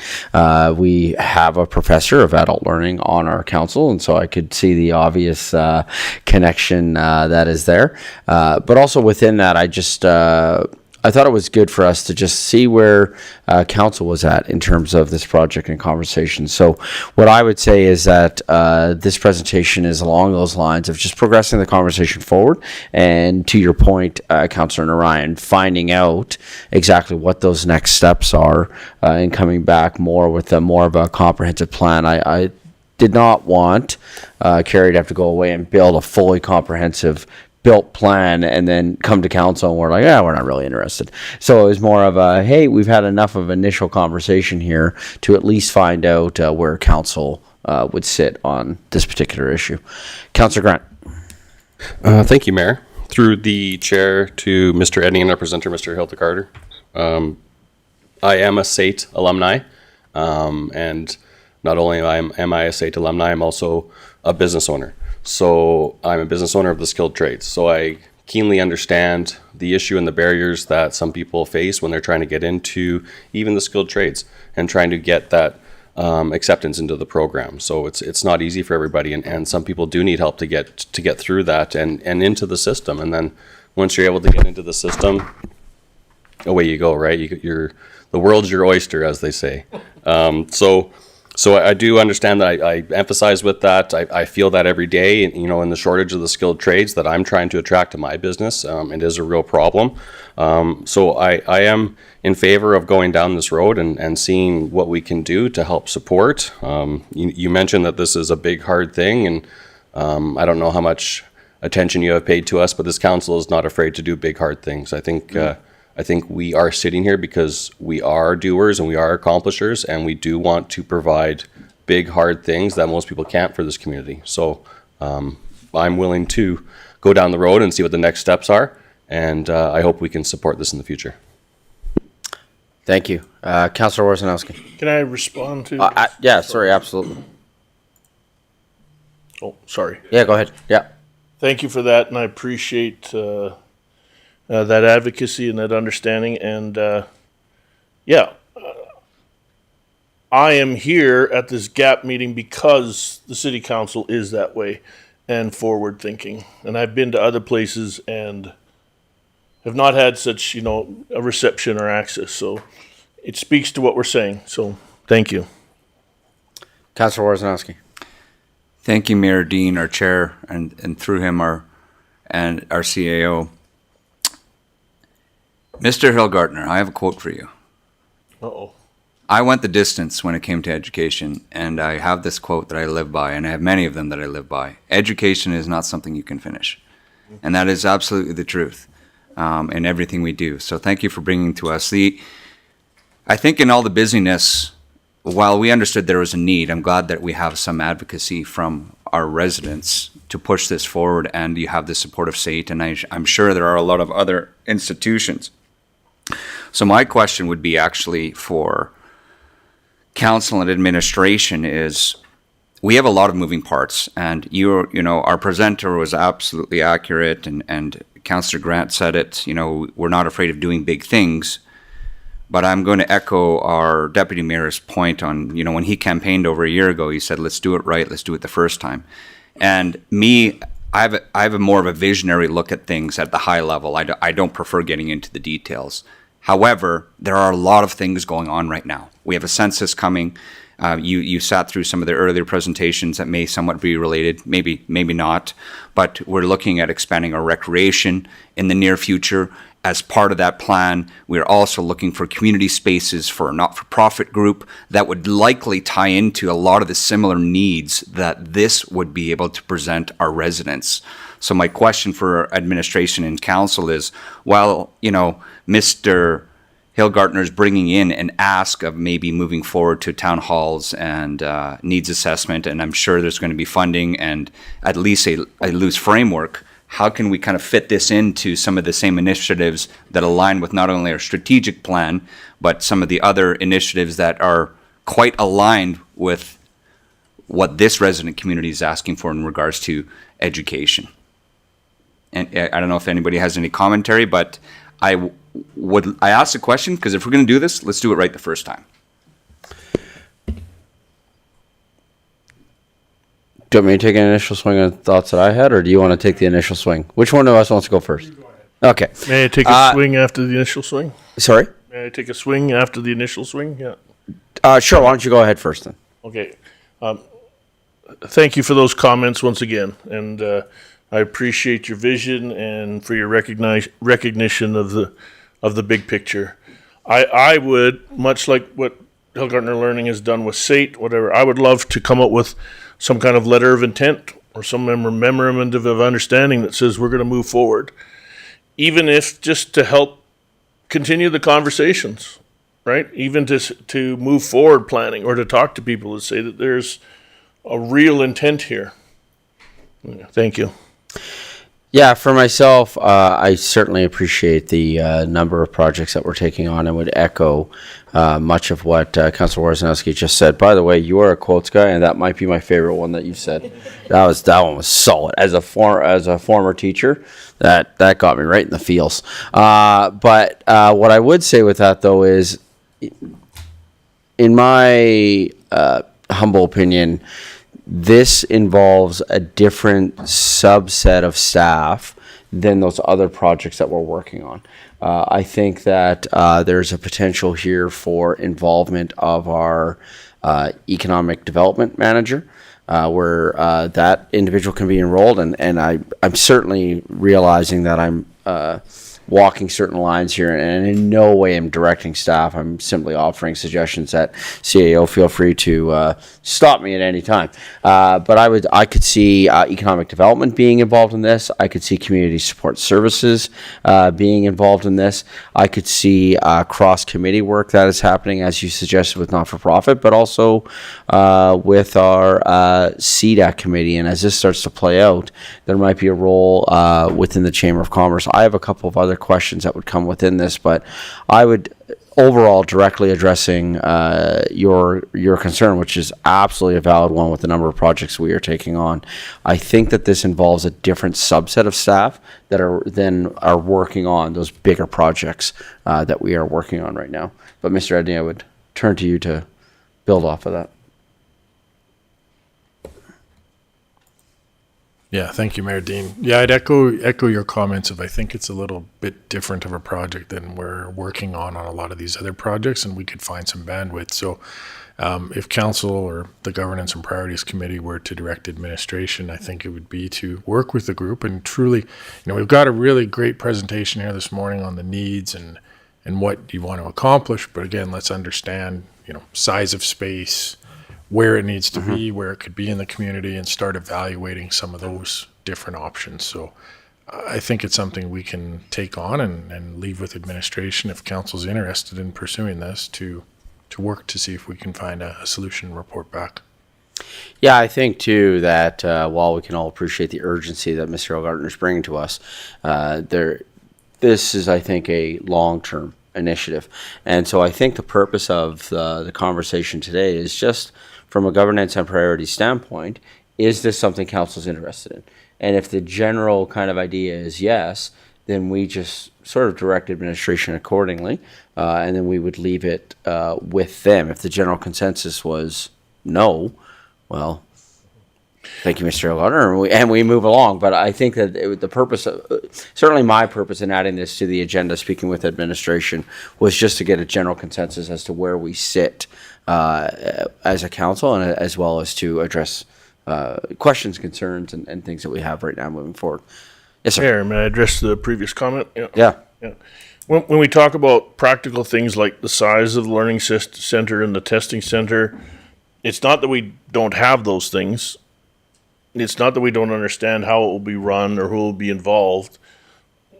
Think of it more of like nobody standing behind us to the door, by everybody standing behind us behind the door, and they're just waiting for the door to open.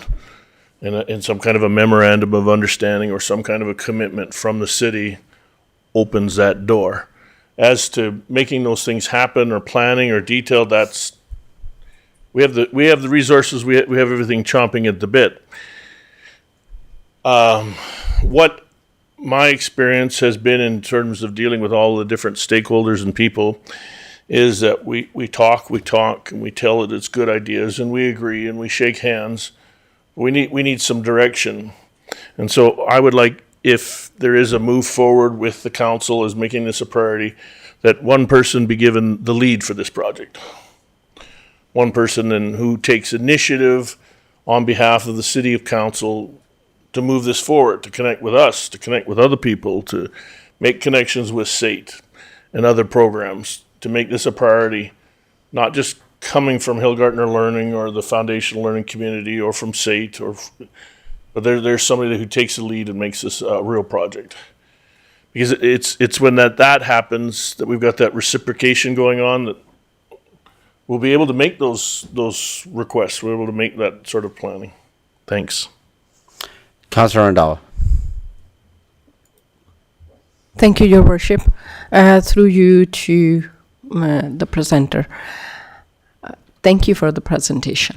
I really like it because I'm from the education business side, and we do give the education to licensed by the City of Calgary because business is in Calgary for after school kids for university and the state and those all.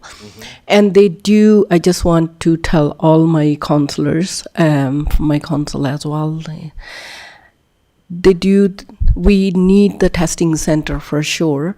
The reason is that kids are struggling sometime. They want to take the courses, university or say they're full with those, and then they are looking for the online education, and then the parents have some time to drive them all the way to Red Deer for their test. For the testing, because they need the testing center, and testing center around in this area is always full.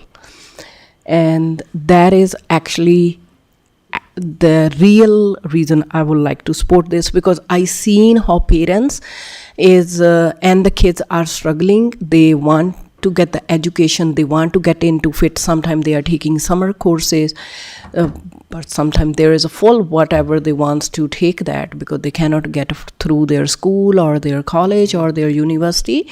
And then testing center is another high demand. They are looking for the test, and around our area, I'm very positive, strongly I can say, is normally full. And I have good connection with the students because we are teaching hundreds of students throughout the years, and we see if this is the good opportunity for our city as well. But I need to see more information, how much looking for, and there is funding is available from the government side is as well for these centers, or how much is like from your side, your perspective. And my another question is for this learning center, you guys is the thought have CELPIP testing center as well, or only for the students, or IELTS center too, including in this one, or? Yes, the testing center would be open to those ideas. So part of the needs assessment, which is not just a one-time thing, it would be ongoing. We would find it, and if there's a need and we can provide it, absolutely we would act upon that, yeah. Okay, because I heard from there is need, because there is sometimes international student and they have the course after 2 years, there's either IELTS is expired. Yeah. So for their immigration purpose or further study, they need to do the IELTS, and who they're in Canada for their peer system, sometimes they are looking for a CELPIP as well. So which one we do give those services just to teach them, but we don't have no testing center. So we have to collaborate with them, either downtown IELTS center or CELPIP center, or sometimes they have to write down. And some of them, sometime when they are really overbooked, they go all the way to Edmonton to write their test. And since from the citizenship for side, they change that if we need the citizenship, the kids who born here, they don't need it, but who's immigrant, they are PR already, they want to apply for their citizen, they are looking for the CELPIP or IELTS as well, because that's mandatory to have your citizen before you apply for your application. So that is another reason there always is full and high in demand. So that's what I'm also interested in, that part as well. If you can do it in our city in Chestermere, definitely, because I know it will be a good thing for our city perspective. Thank you. May I respond? Yeah. Thank you very much for that input and that example. And that's exactly why we need to move forward with some kind of a memorandum of understanding and a lead on it, so we can take those ideas and we can include them in that plan and make them real. I also think you were talking about overcrowding and the programming and being able to offer it. And I don't want to put Amy on the spot, but if you have any questions about what SAIT would offer or how it offers or how it would operate it through this testing and learning center or at Chestermere.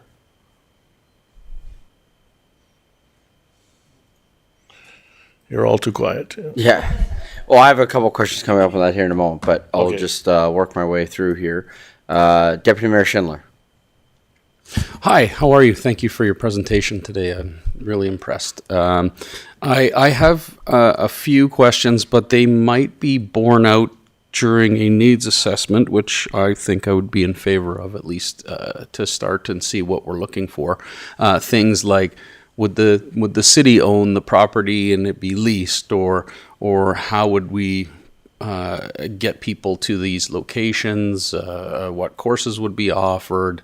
How the city could, or what the financial implications are to the city, and that, because this being a larger project than something we can get done in a couple of months, I think that it might lead into the next election cycle, and then unfortunately we could be looking at starting over again. So I would also like to see a way to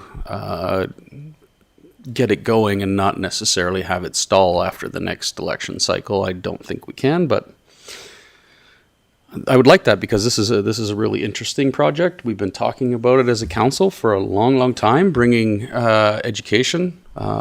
Personally, I've been wanting to turn this into the education hub of our area, because the nearest one is for adult education is SAIT, and they're way in the northwest. Also a SAIT alumni as well. So so many questions, and I'm not sure you can answer them right away. I can give you some beginning answers if that helps. Sure. Yeah, as to Chestermere's relationship to the Testing and Learning Center, that's something we would have to decide, but it would be about level of commitment. So will be speaking with our representative for Chestermere, Strathmore on Thursday, talking to them about the same sort of issues there.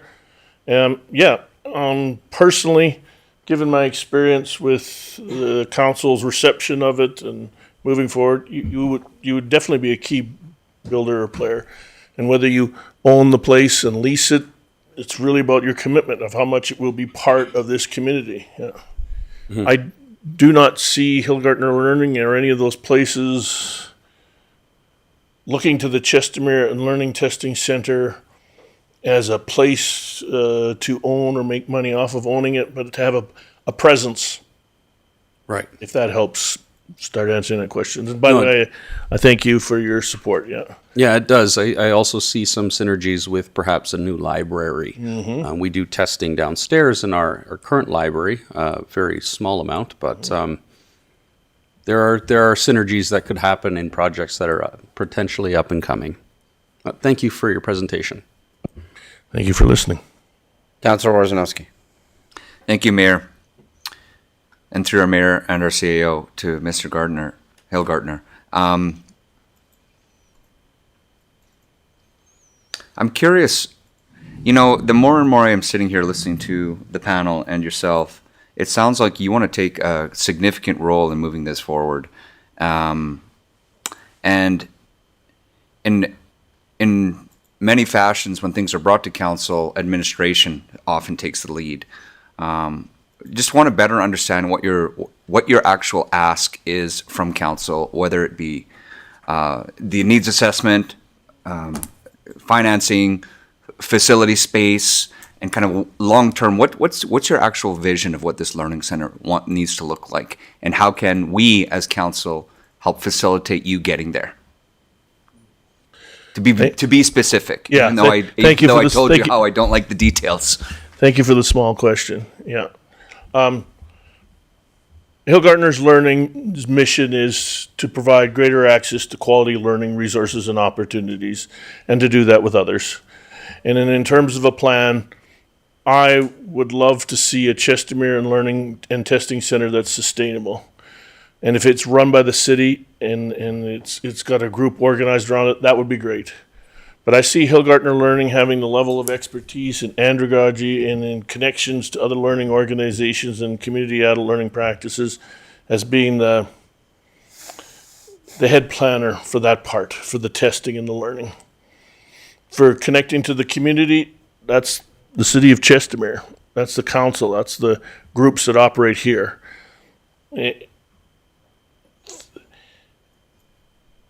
I would see us as part of, the steering group or the steering committee on it. But as I would also other stakeholders. SATE is part of that core programming and services. They should have, a seat at that table. Did I sort of answer that question? Yeah, I think sort of, and I think the framework will be exposed as we move forward. Most definitely. There's a reason why I asked the question, and one of them is, it is an election cycle. Yeah. That's coming here in October for our council, but also as Councillor Grant has indicated, we're not afraid of doing big things, and we have a lot of things on the docket. And I don't want to undermine how important it is. You can see, without us even putting a motion, that there's a lot of support for this. My question would be is, with understanding how busy administration is, understanding your level of involvement, having it being an election cycle, my question through our chair to administration would be is, if we're looking at this long term, given that there may be some changes here in the fall. There may not be, but given that there might be, and our current workload, what's kind of a recommended first step if somebody was to present a motion? To you, Mr. Edney. Sorry, just for clarification, can you repeat that? Sorry, was just dealing with something going on in the background here. Yeah, no problem. Because it's an election year, because we have a lot of things on the list, we've been an active council. If we were to present a motion to move forward with something such as an implementation plan or feasibility study or whatever that looks like, what would you recommend we do in the near term, if anything? Or do we push this on to something in the fall after the council is sworn in? So through the mayor, to answer your question, Councillor Warzynski, I think I'd recommend we start getting on that process. I was going to add in, I don't think it's a secret, but I think it'd be really good to bring our manager of economic development into this. We've had a few references to SATE. I know he is speaking with SATE, I think separately from this particular conversation. So it might be good to loop all of those conversations into one conversation. Our biggest elephant in the room right now is space, right? The city doesn't really own space, so it's hard for us to directly dedicate anything, but we could work with the community. We are working on other council initiatives that may change that reality. But I think it'd be best to get that conversation started now and continue it through. I think where your question is going, I don't think we're going to have an answer prior to the election, but it's work that can continue into the next council term. Councillor Randall. May I respond to those two comments? Sorry. Yeah, absolutely. Not to interrupt. Thanks once again. If maybe I could add to what the role of Hillgartner Learning is we're at a place where we will move forward. There will be a testing and a learning center of some shape or size. And we will do it, hopefully, with the city of Chestermere. But regardless of, the memorandum of understanding or whatever, or wherever it comes out, we're still moving forward. Because, bless you, because this is a real need. It's part of our vision. And if anything, we consider our group interstitial. In other words, these are things that we could do, should do, maybe should have done. We just need to be at the table, and we need to do something. And I hope and pray that we do it together, but we are moving forward in whatever shape or feel that it will look like, if that helps you. In response to involving the economic development manager, Nish Patel, he's a nice fellow. He's provided references. But to be honest, I have not heard or seen anything beyond references to other sources that might help us out. or other groups that might connect with us. I hope that if we connect to economic development and economic development manager, it's in the context of moving forward with this in Chestermere. Councillor Randhawa. Thank you, Your Worship, through you to the administration. I have to presenter. I have a question. How big space are you looking for? Because it depends on every test center. Some are there really big, some they are very small or made to size. What exactly is your vision or your planning? Where you want to start? How big you looking for? Space is critical in both the learning center and the testing center. If we had a start, we would start first with the testing center, and a space the size of this, say, council chambers would be adequate in that there would be room and space between dividers, a place for reception, a place for lockers and setup and stuff like that, so that they could move freely and do so without any additional stresses or requirements, right? And be able to work on that and be able to accommodate different tests. Different tests require different platforms, and some must be separate rooms and some others. Yeah. I would love to give a tour of the Institute of Calgary Learning. That is a group that's set up their own testing center, does testing of all of those kinds of measures, and has done a really good job of managing in that. And I think it would give us a really great sense if we were to move forward with any kind of an implementation plan to get the look and smell and feel of what a testing center would look like. Yeah. Did I answer your question? Sorry. Councillor Randhawa. Yeah, thank you. Yes, it does answer my question. So I have a bit idea what exactly you're looking for and stuff, where to start. So then we can discuss as a council. We've even put sort of the basic drawings of what one might look like. And so as we sort of formalize that, I'd be more than happy to share that with the council. And the other thing is, sorry. Councillor And Randhawa. the other thing is, even through our Mr. Edney mentioned, the SAIT is a separate, and this is two separate project. We would love to have it both in our community, in our city. I'd be happy to have it. So we have two, not competing each other, but they are giving different services, and the stuff which is great idea to the community and for our kids who lives in Chestermere, so they have immediate opportunity to take those advantage from that education sector. And the kids is our future, and I will love to have they will get education. And from the state perspective, is good reputed place. And I still remember I went to see it in just to see in 2002. It's very small, and after that I seen is growing. And one of my family person is teaching there at SAIT at the moment from past few years. So I have quite a bit idea from a SAIT side as well, and the Bow Valley side too. But the majority is the SAIT side, because she always prays a lot about the SAIT facilities and those all the programming and stuff and students. So thank you. Thank you. Can I respond to that? Sorry, Mayor. Yeah. Tell me no one of these times. Yeah. No, it's okay. Sorry, go ahead. Yeah. One of the reasons that I've directly addressed with SAIT is I went on a leadership academy called Chair Academy, where leaders from the community colleges were sent off to do professional training at the Banff Center. By the way, it was very nice at the Banff Center. Yes, anyway. And I went with one other colleague from my college at the time, but there were about 10 people from SAIT at that Chair Academy. And they were all grateful for being there and considered it an accomplishment to be at this Chair Academy and to talk leadership. Of all the things that I learned from that professional development was how strong a community that was around education and leadership and working together, right? Yeah.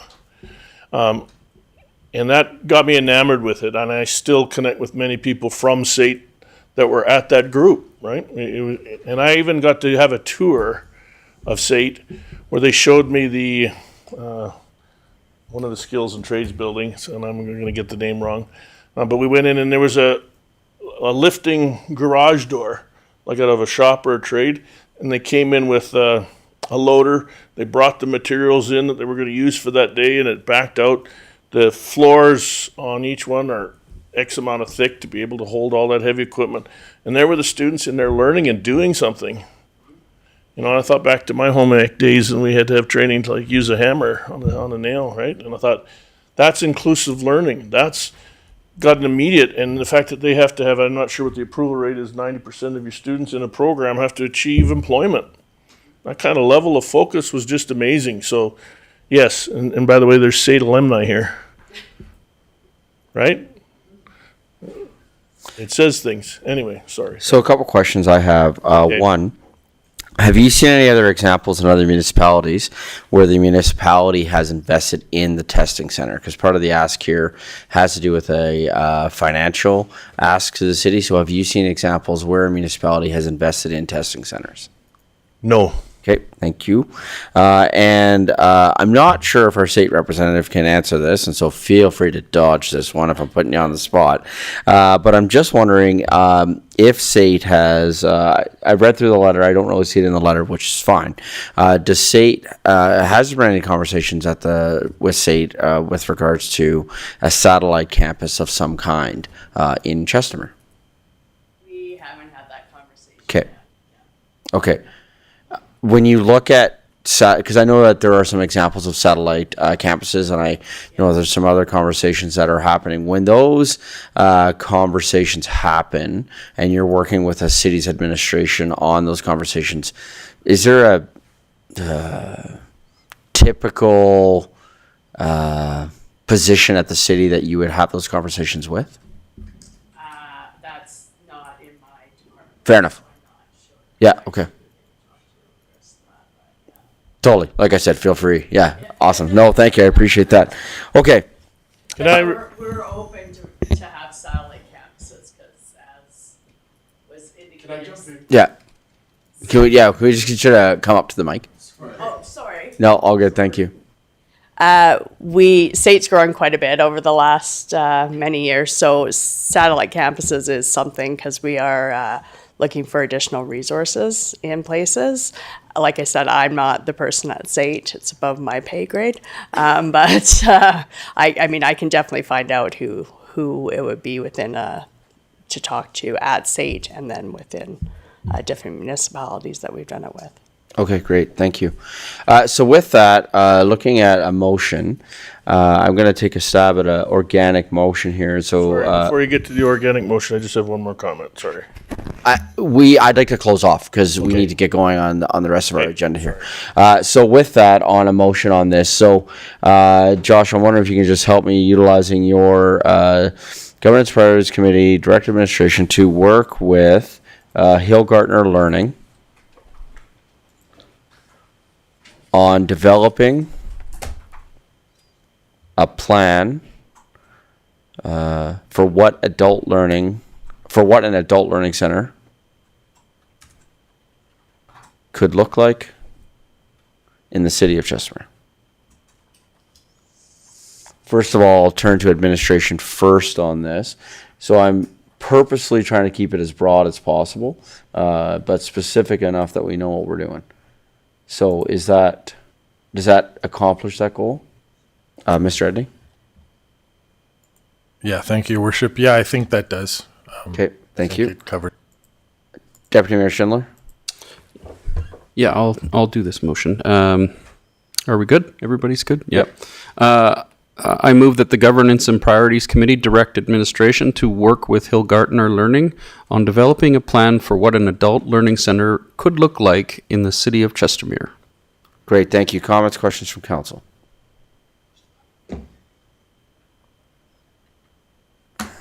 Sorry. Councilor Wojciechowski? Yes, thank you, Mayor Dean. My only comment to Councillor Schindler is, and I know we're busy, and I know I asked the question about that, is should we date stamp this, even if it's sometime in the future, for something to come back to the Governance and Priorities Committee? I'm seeing a shaking of the head from Mr. Edney. I think, with respect to all the comments that are made, I don't think we should date stamp this. I think that this is something too that can be left to as we're looking at. I would like to see this put on the action list, obviously, so it'll go on the resolutions list. Because it's on the resolutions tracker list, then we review that resolutions tracker list once a month, and so then a counselor at any time could ask where this is sitting at when the resolution tracker list comes back. And I would also say too, with regards to upcoming elections and things like that, I think that this council remains committed to doing the work of council up to, including, and through. And a number of us have already expressed interest on staying on, and I don't enter a contest to lose. And so I would hope too that whether there are changes on council or not, my hope would be that the work that this council is doing is also setting up the future council for success, and that the future councils would also see priority in the work that we're doing. So just a couple comments on that, but with regards to that, because it's on the resolution tracker, that would give any councilor an opportunity to ask about that at any of those upcoming dates. Any other comments, questions? Sorry, I see Mr. Edney, you're blinking. Mr. Edney.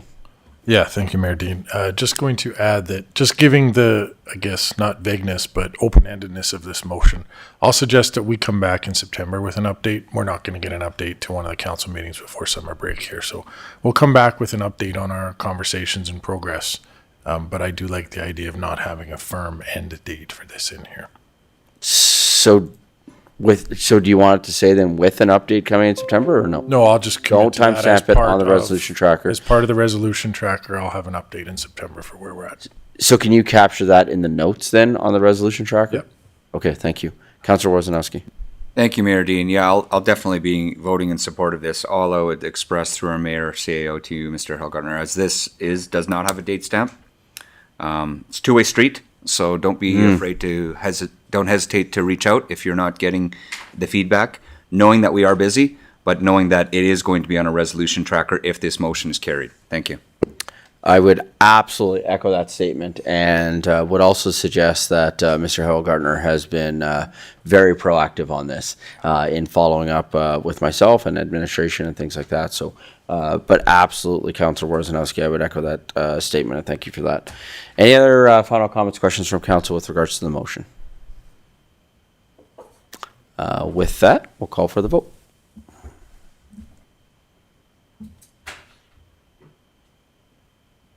That's carried unanimously. Thank you. Council, is there any other motions or anything with regards to this or administration that you feel need to be made? Deputy Mayor Schindler. Put my hand up just like previously. Should we do some sort of letter of support for this program? Would Hillgartner like some sort of letter of support to go forward to asking for provincial funding and whatnot? We support this project. We don't necessarily commit to funding this project just yet, but until we figure out all the nuts and bolts. But yeah, I'll jump in on that. I think given that this is a governance and priorities meeting and not a council meeting, and so what we would do is we would end up directing that to council. I would suggest on that, let's wait to see what comes back from administration with regards to the work that they're going to be doing, but I certainly could see that as a part of what comes out. Good? Good? Awesome. Thank you very much for the presentation. Appreciate it. Thank you for listening, and thank you for allowing us to do this pitch. Thank you. Awesome. Thank you. With that, we'll take a 10-minute break, and we'll come back at 11:25. Thanks, everybody.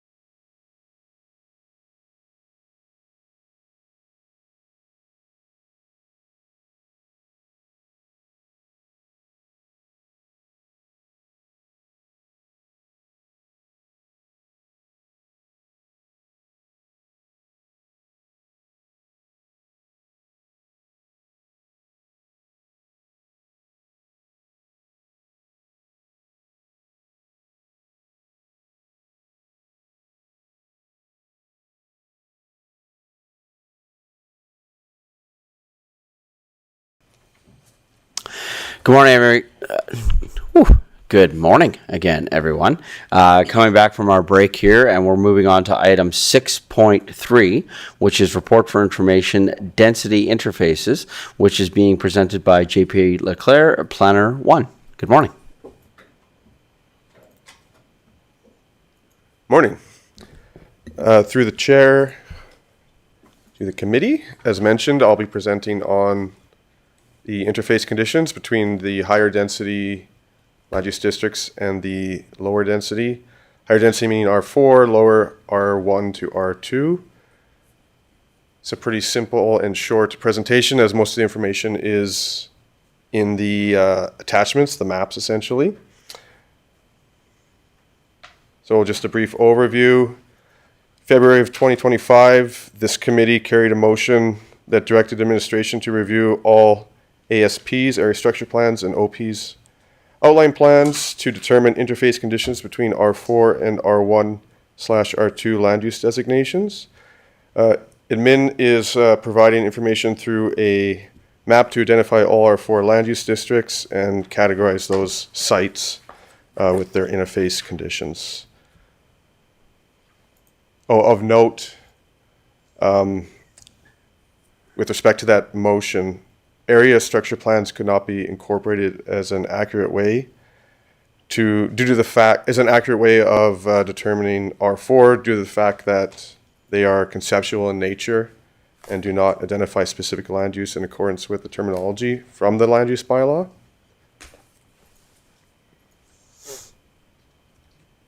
And clicking.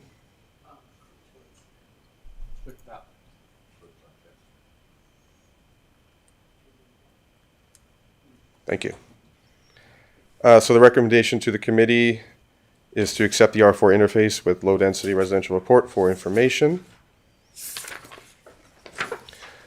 So we basically broke these R4 sites into 3 categories that deal with interfacing with the adjacent low density residential districts, and then one that just has the remainder of the one category that has the remainder of the R4s.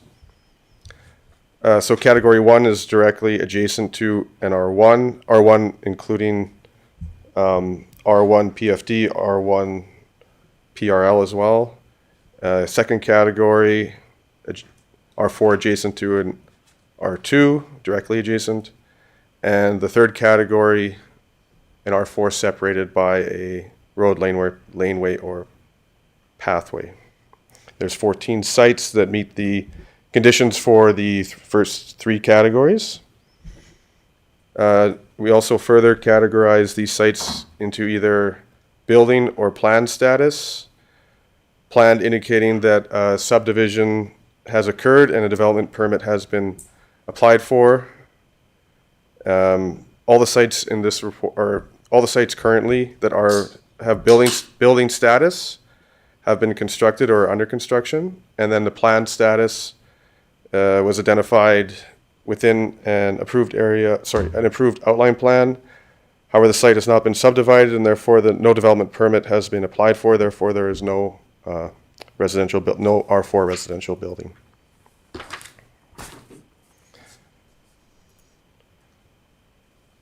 So these are all part of the attachments for the report. These maps, these are just more detailed maps with the surrounding land use of each of the R4 sites.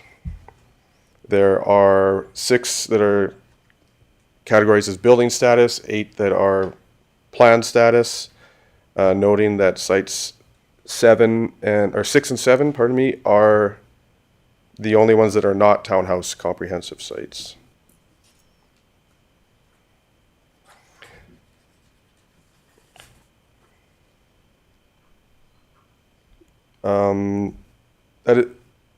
That is not to say that the DPs may not be applied for in the other planned sites, and they could be apartments as they are. That is a permitted use for the R4 district. So again, supplementary attachment D just goes through images of the building status sites. Excuse me. As you can see, there's R4 with, so site 3, site 4. I mean, these are all in the map to the left there. It's just a simple image showing what's going on in each of these building sites or these built sites. Again, that's an attachment. So I'll just leave it at that. I'll pretty much just leave it at that and open up for any questions. Thank you. Thank you. I'm just wondering, before we go too far ahead here, can you go back, I think, 2 slides? Yeah, perfect. So the bottom photo there, I do believe that is the aged care facility that we're showing there. Okay. I believe that the purpose of this exercise was twofold. One, council wanted to have a better understanding of where we're seeing some R4 beside R1 in terms of what's coming up, what's currently under construction, what's happening. I believe that was exercise 1, which I think has been fantastically accomplished through this presentation. We're clearly seeing them. These are the ones that are there. And so thank you for that. I think the second part, or the second purpose for this presentation, is about the idea of how do we avoid that bottom picture? How do we avoid that happening in the future? Because I think that the tension that has come back from residents is when we see a higher story building right backing onto an R1 lot. I think that is what is causing, part of what causes some tension within our community. And so as we're developing the MDP, and I do like how we have strategically laid this out within our agendas here, where this is coming to the GAP meeting before we're starting kind of taking that first, the next look, if you will, at the MDP. The second purpose, in my opinion, and would look to council as well, though, I think our second purpose was how do we avoid this in the future, and what are we doing within our MDP to do that? So that would be the question I would put to administration with regards to that bottom photo. I can take a quick stab first. Okay. One thing that's of note or of interest is that there is language in the current MDP and the associated ASPs with these areas that does speak to siting appropriately, transitions. So I think I think I have to turn to Liz to Sure. to describe the planning situations, how these came to be. But there's already language in those policy documents that discusses these things. So in terms of the future, I'll leave it at that maybe. Sorry. It's ours. Thank you. So I'm not as familiar as the language that's in our current MDP, but I'm going to use a real professional word. It's fluffy. Sorry, can we just clarify, when you say current, you The mean one that is currently approved right from now. 2016. Perfect. The Good. language around transitions is a lot more fluffy than what is proposed. So here next week, we're going to see the first reading of the MDP where we actually have numbers. We have some very concrete items that need to be reflected in the land use bylaw when an update is done. But in order to get those numbers and the concept of how we are actually going to do building setbacks and transitions, not just based on you have to have something, you have to make it look nice and be pretty and very fluffy language. We are putting in actual concrete numbers that will talk about how much that setback has to be based on height, and adding in some details that will start to address this in a much more meaningful way. So first reading next week. Great, thank you. Councillor Grant. Chair, to administration and our presenter, JP. I really like the format this is laid out in. It's very easy to understand the areas. I think that's fantastic. Part of our job, I think, up here is maybe looking for gaps, and I just want to bring this forward just as a process of what we do when we're approving area structure plans. And I want to make sure that, area structure plans are developed and there's a lot of phasing inside that plan. And I want to make sure that we are addressing these R4 to R1 issues, even if they are separate area structure plans or separate phasing, right? I don't want to necessarily get an area structure plan from a developer that looks good, but he has R1 next to his neighbor who already developed a long time ago under their area structure plan. So I just want to make sure that we're thinking about these things that might fall through the cracks and that we're addressing them. Thank you, Ms. Armitage. If I may, to that end, any project coming in right now, we are at the administrative level essentially saying, you're not going to get approval if you put these side by side. In absence of policy, just based on the conversations we're having, if you take an ASP or an outline plan to council where you have these directly adjacent, roads or alleyways are a little bit different. They do actually add a lot of space.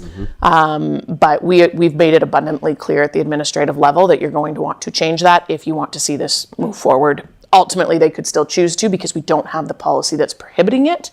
But we're making that very clear. And we believe that once the MDP, should council approve it, puts in additional setbacks, then they'll be okay side by side because those setbacks onto that R4 property will provide that space that needs to be there.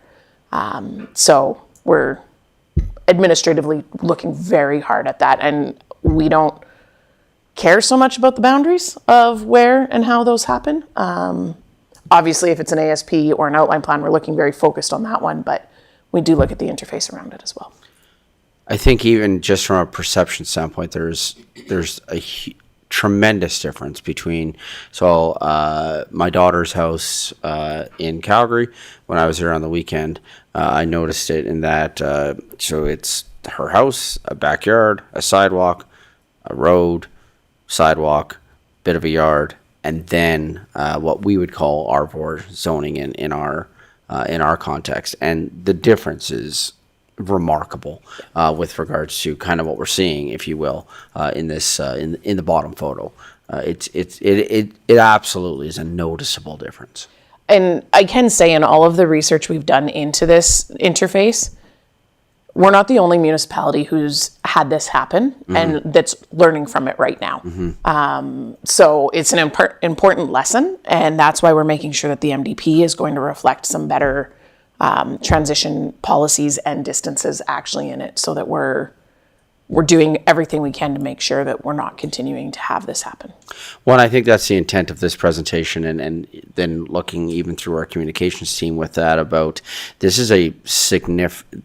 To me, this is a significant part of what we're trying to accomplish within our MDP, because we've heard some pretty loud feedback with regards to some of this that has happened, and I think that we are trying to take that step, and so that's why I also saw it as a strategic way of doing this presentation, having this presentation coming right before the MDP, so that then we can even reference back to this presentation the differences that we're going to be doing within our MDP, even with regards to this. I think the selection of this photo at the bottom was genius, because it certainly highlights what we're trying to accomplish within our new MDP.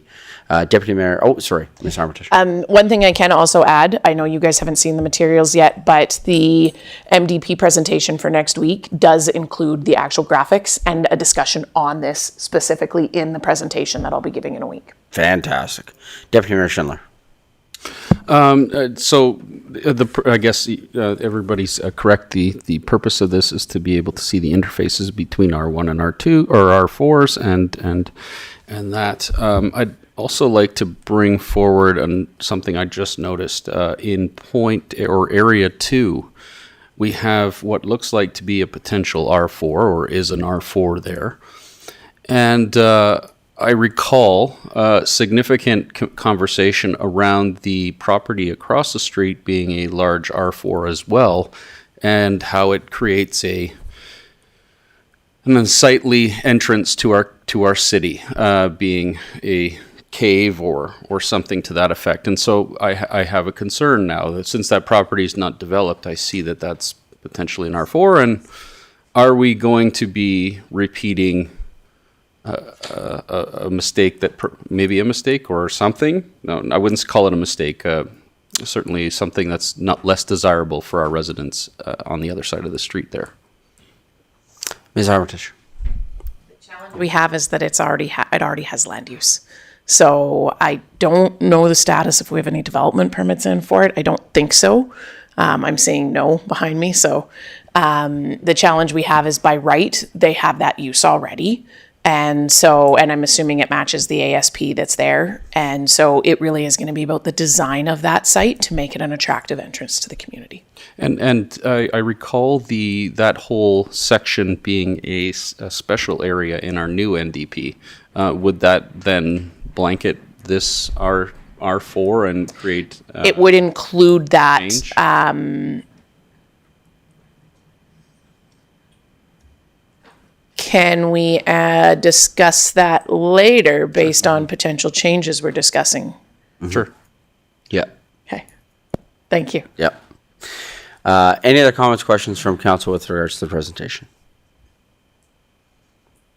Okay.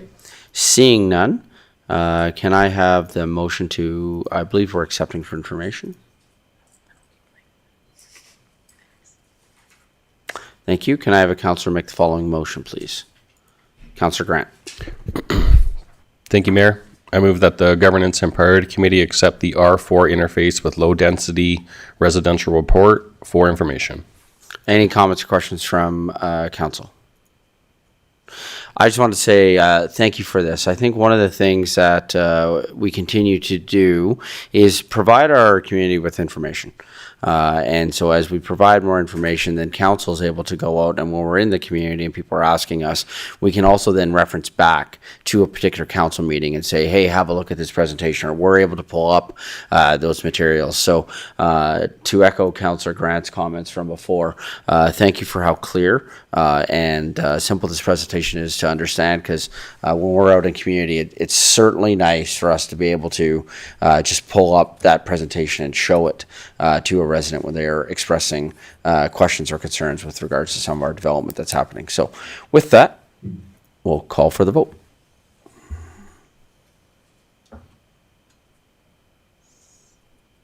And that's carried. Thank you.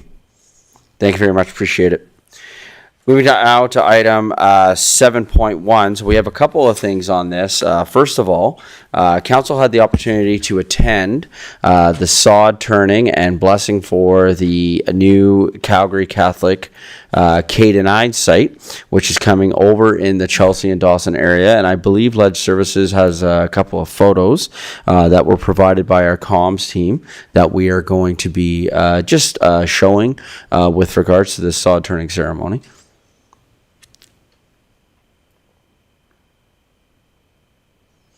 Ledge Services. Would we be able to take just a couple minute recess? There's a computer glitch on his side. Sure.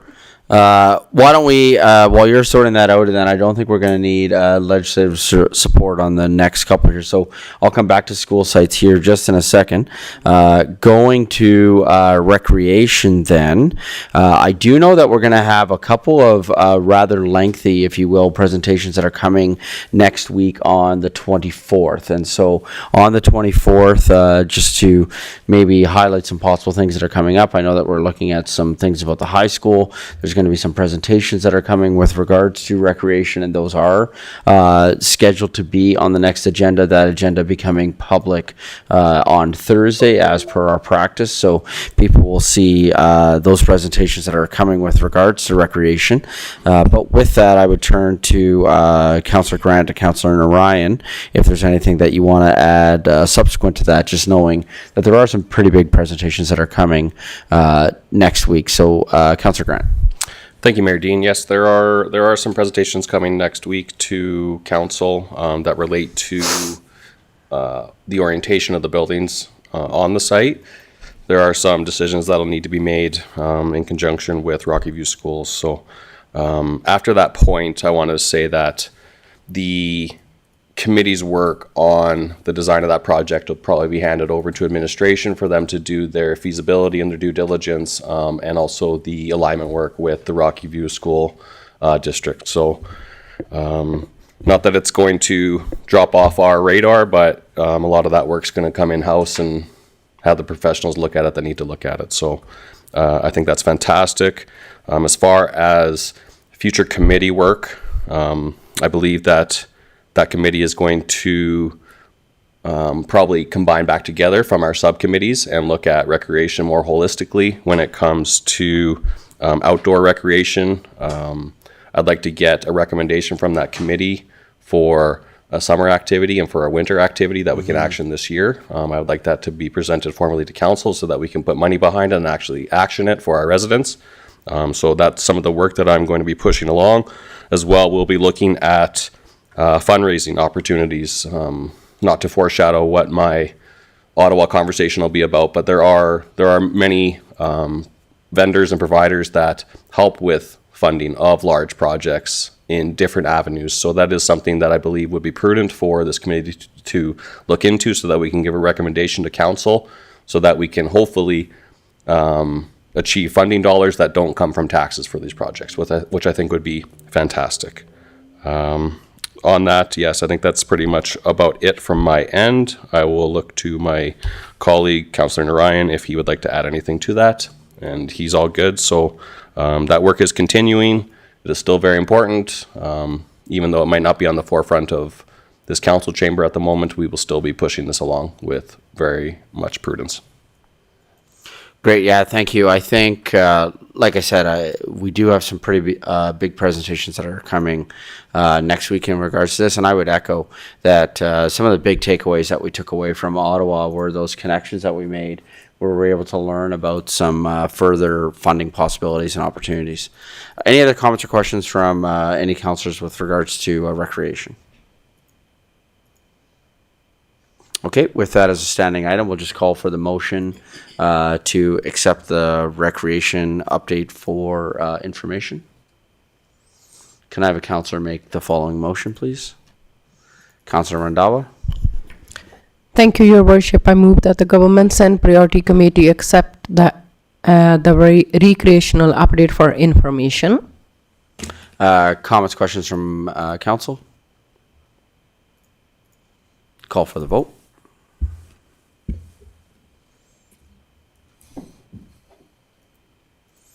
That's carried unanimously. Thank you. So then going back to school sites, as just before that, I started to see some things pop up on the screen. So last week we were invited and had the opportunity to go. I want to say thank you to the Calgary Catholic School Division for inviting myself and council to attend. And as we can see, this picture is just us with also our MLA, Chantal DeJong also was there, as well as representatives from the Calgary Catholic School Board trustees, some directors, as well as Father James from our community was there as well. So it was a great opportunity to celebrate the sod turning for this event, and we all got to wear the beautiful hats as part of this event. And so it was great to be able to go and celebrate it. And in true fashion of what happens when you go and celebrate something, some questions have arisen with regards to school sites. And so I just want to clarify for our community a couple of things. This was the sod turning for the Calgary Catholic K-9 site.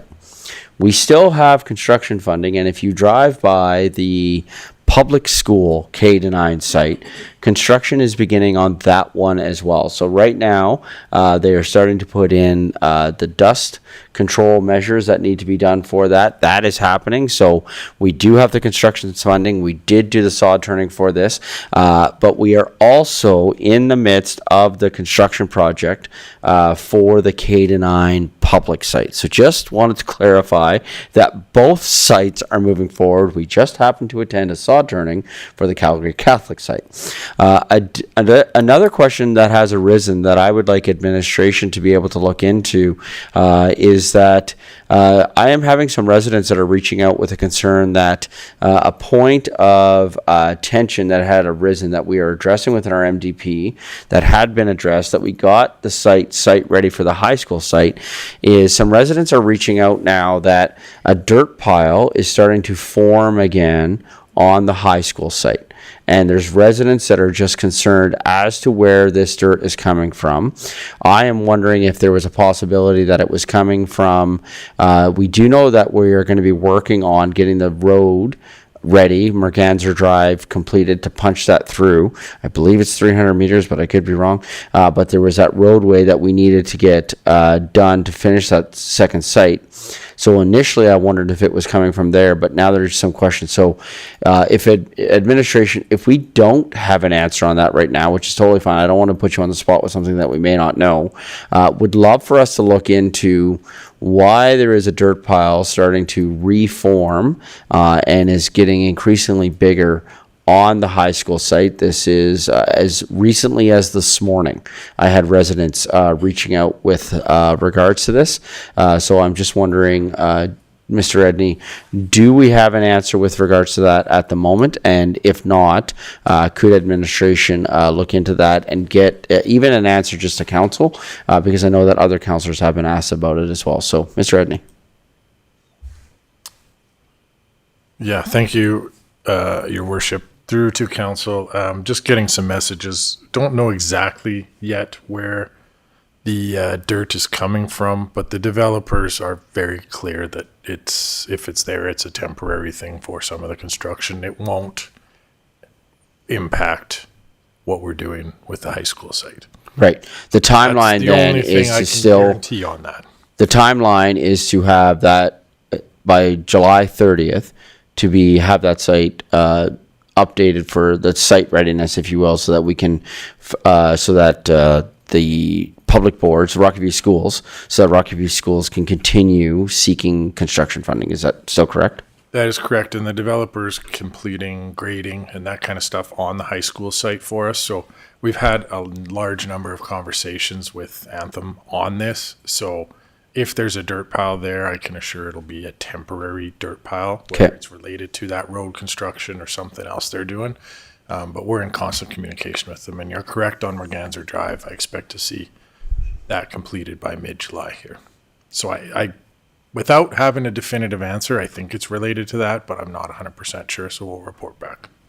Great, thank you. Also, as we're continuing conversation, something that was highlighted by Shannon Cook, who is our trustee for the Calgary Catholic area, she had indicated that a new high school for Calgary Catholic is on their 3-year capital plan. Having done some research into that, we understand that it's a lower priority, if you will, than some other schools. But I'm just would encourage us that as we've been meeting the directive, if you will, from the province, I should have probably used a different word. So we've been reading what Premier has outlined for wanting to have site ready. Would love for us to, as we have some of these new developments coming on, continue to explore that to maybe get that up the priority list with regards to the new Catholic high school would be another great accomplishment for us to, I think, continue to work on. It was exciting to hear that, but also within that, just to know that there, I believe, are 18 other schools ahead of it at the moment, and so that's not a bad thing. It was good to hear from her that as it is on their priority list, even if it is school 19 or whatever it is. Great, thank you. Any other comments or questions from council with regards to school site updates?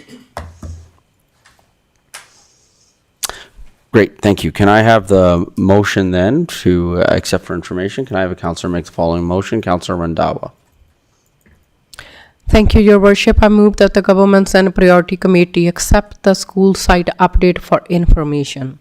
Great, thank you. Comments, questions from council? Call for the vote.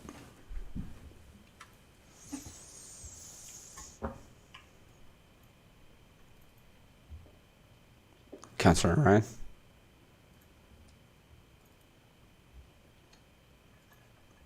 Thank you, and that's carried unanimously. Thank you. With that, just noticing the time, and so just outlining for our for those that are watching online, we do have another public presentation that's going to be happening at 1 o'clock. So we have an EPCOR presentation that's coming back for us at 1 o'clock. We do have part of our in-camera conversation. We have a presentation that is scheduled for 2 o'clock. So our afternoon will look like we'll have the presentation from EPCOR at 1 o'clock. Depending on how that timeline plays out, you're going to hear lots of committee updates that are coming, as well as updates from all of our council about recent conferences that we have attended, and then we have a few items that are for our closed session before adjourning our meeting. So just a basic outline of what our afternoon looks like. So with that, we're going to take a lunch break, and we'll come back just before 1 o'clock so that we're ready to start that presentation at 1 o'clock. Thanks, everybody.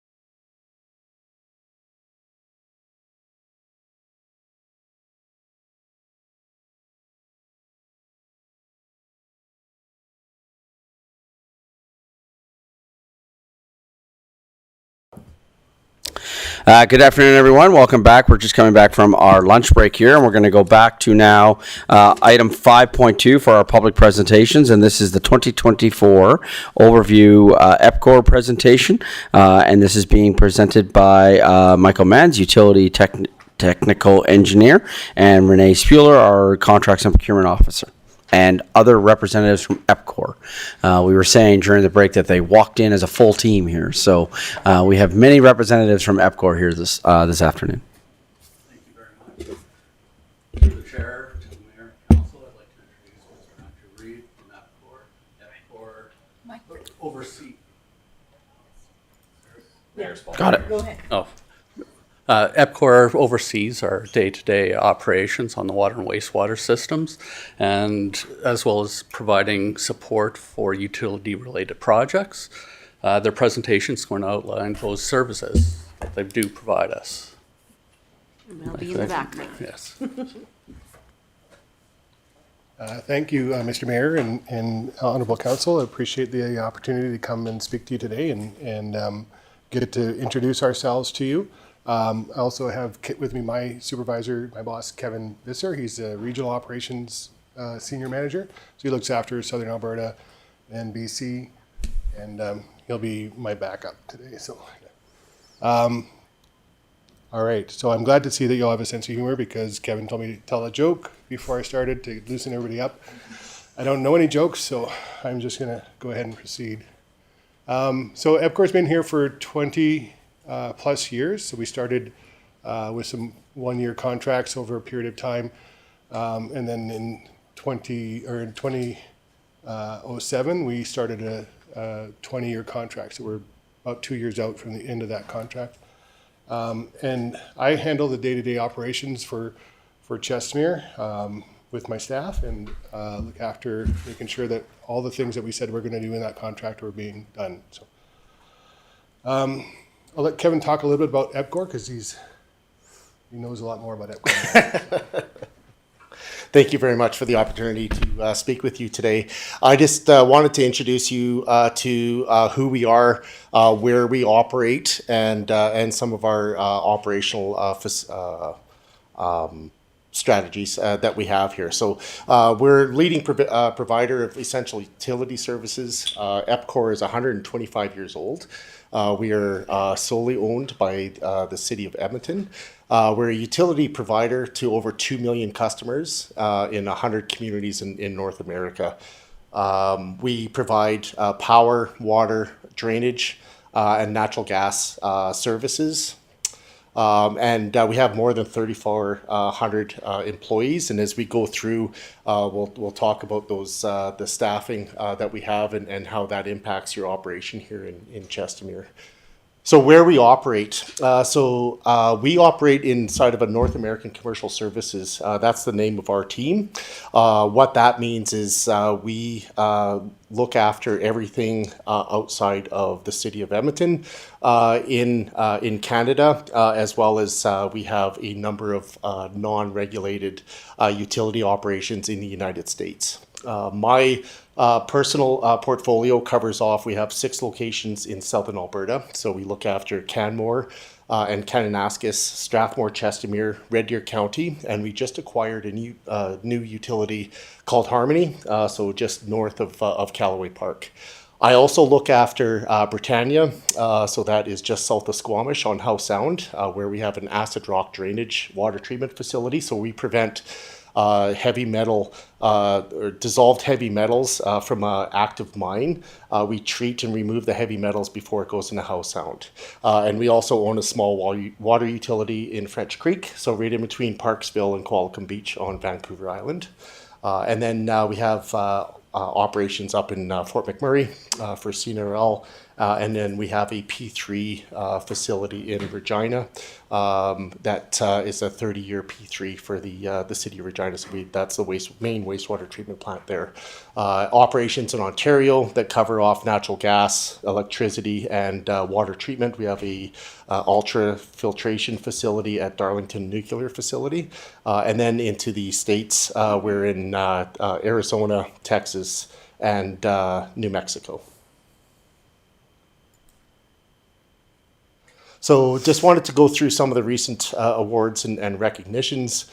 So the Canadian Council for Private Public Partnerships. So we received 2 recognitions, 1 award for the P3 that just expired last year in Kananaskis. So that was a building of a new membrane wastewater treatment facility, as well as the water treatment plant for the Evan Thomas area in Kananaskis. It was a 10-year P3, very successful, no change orders. We were recognized in New York and in Toronto for that. Safety awards. So Star Level and Voluntary Protection, American Gas Association Safety Achievement, and the Canadian Gas Association. And then we have been an annual recipient of the Best 50 Corporate Citizens, as well as the Top Employer as well. Thank you, Kevin. So I'll talk a little bit about the water distribution and wastewater collection system here in Chestermere. So as you know, all the water in Chestermere comes from the city of Calgary, comes up either the 17th Avenue water line or the ECRW, the East Calgary Regional Water Line. From there, it goes into the transfer station, which is our reservoir system. There's a reservoir, 2 reservoirs at the, well, actually 4, two cell reservoirs at the corner of Rainbow Road and Chestermere Boulevard. And then from there, it gets pumped out to the distribution system throughout the city. There's a booster station on the west side that boosts the pressure up into the Cove area so that they can have high pressure water system there as well. So in that system, there's almost 100 kilometers of water main that we look after, over 1,100 valves that are 4 inches or larger, 281 fire hydrants in the city, water reservoir in the 2 pump houses, as I mentioned, and the booster station already mentioned. So what do we do when we're here day to day? So we answer to customer queries. That could be water pressure issues. We have low water pressure or no water. Water aesthetics, the water smells funny, looks funny, tastes funny, sounds funny, whatever the question may be, we go out there and look after it. Water leaks, and then curb stops. There's a lot of the calls we get are curb stops not opening, not closing, or they're too high or too low, and we'll go out and repair those. And then system maintenance, we do leak detection on an annual basis. So we every year we hire a summer student, comes out and listens to curb stops at various addresses throughout Chestermere and checks for leaks. And if there's sound going through that curb stop, we may shut the curb stop off and see if the sound goes away, telling us that either they're using water in the house or there might be a leak in the house. If the sound still goes with the curb stop closed, the leak might be on the public side. So we do this throughout the summer. They typically spend about 600 hours on leak detection. Unidirectional flushing, I'll talk about that in a little bit as well. Equipment maintenance, so all those pumps and appurtenances all require maintenance. So all the hydrants and valves and the pumps in the booster station or at the water transfer station. And nonlinear capital work as well. So we do lift station upgrades and those kinds of things on behalf of the city. So the UDF program, unidirectional flushing, I mentioned, you'll see this in town. Typically for us, it's early summer or late or into the fall, depending on schedules and water restrictions and that kind of stuff. Last year, obviously, with the broken water pipe, changed our schedule a bit there with doing the UDF program. So what it is we divide the town into separate zones. We isolate valves and force a lot of flow, high velocity flow through one section of the pipe. And that will clean out any kind of sediments or deposits in the pipe. And then there's tuberculation or that kind of stuff, or other things like a dead end of a water main or an area where there's not a lot of flow through it. We can flush that out and make sure that the water that's going to the residents or the businesses is good, clean quality and high in aesthetics. Collection system, very much the same. Everything that we take from the residents and the businesses, we send back to the city of Calgary for treatment. But it is quite a complex system here in Chestermere. We have 14 lift stations that we look after, soon to be 15 once Clearwater Park is online. We have almost 84 kilometers of sewer main, gravity sewer main, and another 33 kilometers of force main. 855 sanitary manholes, 14 lift stations, as I mentioned, and the S-Stocks oxygeneration system that's down at lift station 14, and then chemical dosing at lift station 10 and lift station 4. So we respond to customer queries on odor complaints. Luckily, those have gone down over the last several years. So things have been working better in that sense. Sewer backups, if somebody calls and says there's sewer backup in their house, we go and check the manhole upstream, downstream, make sure there's flow in the main line. If there's flow in the main line, then usually the issue is with the homeowner's service line. And if it's not, then we'll dispatch a truck and have them come out and clean out the sewer line and prevent that from getting worse. Inspection chambers, we have a number of inspection chambers at different residences around town.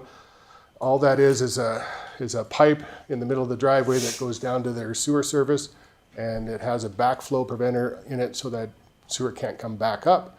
But often what happens is it'll get plugged at that location. So we go in, open it up, clear anything out if needed, and then return the flow to the house. So it's for the maintenance side of things, sewer line cleaning. So similar to the UDF system, where we'll pick a portion of the town and we'll flush all those sewers with a jetter truck and clean them all out.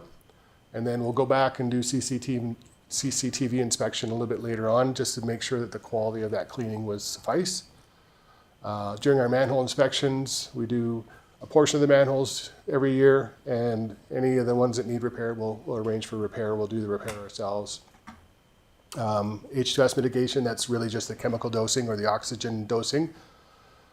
And then all those lift stations, 14 lift stations, each have at least 2 pumps, plus all the pertinences that go with it, the SCADA system, the electronic PLC controllers, and the MCCs, motor control cabinets, and everything else that needs to be maintained, generators, HVAC systems, and nonlinear capital work.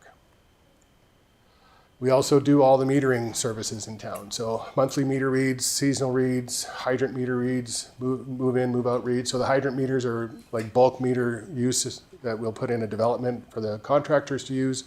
Has a backflow preventer so they can't contaminate the system, and it'll calculate how much water they use so that you can bill them back. And then meter investigations, new installs. As you can see, the town is growing, or city is growing quite rapidly. And there's a lot of meter installs, and I'll talk about that a little bit. And then disconnects and reconnects as well. Other tasks, so managing the SCADA system. So the SCADA is systems, condition, and data acquisition. So we have a computerized control system that's linked to all those lift stations, the water transfer station, the booster station, and we get feedback on all those pieces of equipment, tell us how things are going, and they're working properly. And if we get called, if we get an issue, we get called out through that system to tell us to come in and have a look at it. So that's after hours. We do sample collection and analysis. So there's, by regulatory requirement, there's literally hundreds of samples that we have to collect a year. Every week we collect chlorine and residual and turbidity samples, and then bacteriological samples too, to make sure the water system is safe to drink. Preventative and corrective maintenance, monthly and annual reports, and new development support. And I'll talk a little bit about that as well. So new development. So as you know, these communities, Chelsea, South Shore, Clearwater, they're all growing at a rapid rate.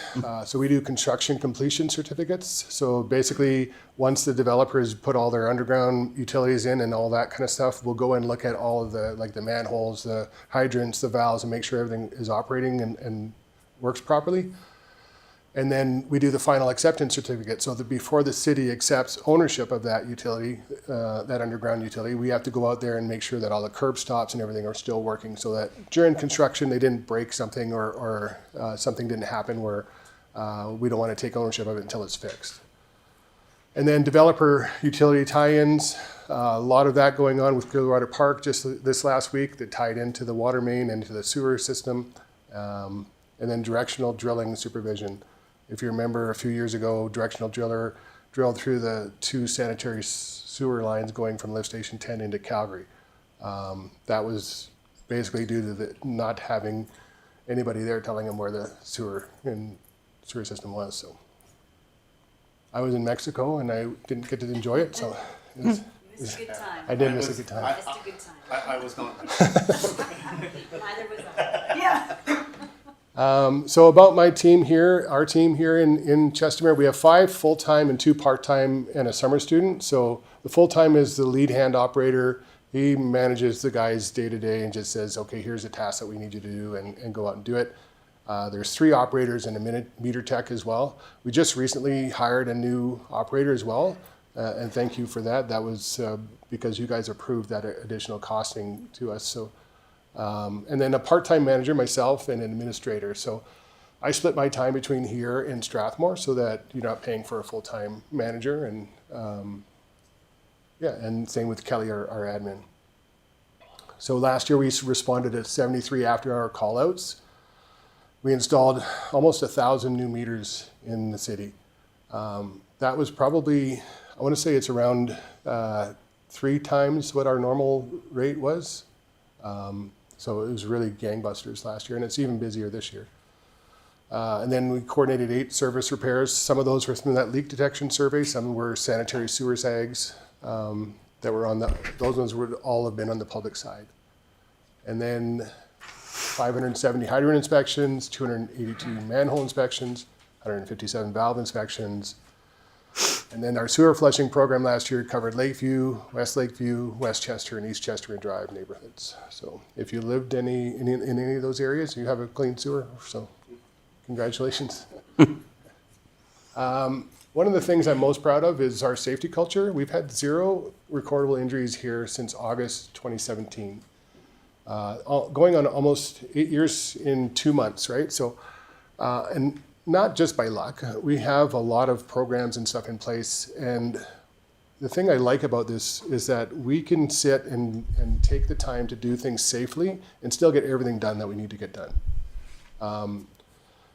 And, you know, being, you know, in this business 30 years, I do remember times where it's like, oh, let's just get it done. It's too, you know, don't worry about that. We'll do it this way and it'll be fine. And, you know, we don't work that way.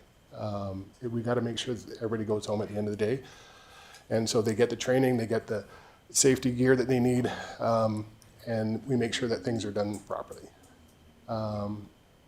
So we have a ERS system where we put in hazard recognition or hazard IDs and near misses. Chestermere, by far per person, puts in more than any of the regional sites.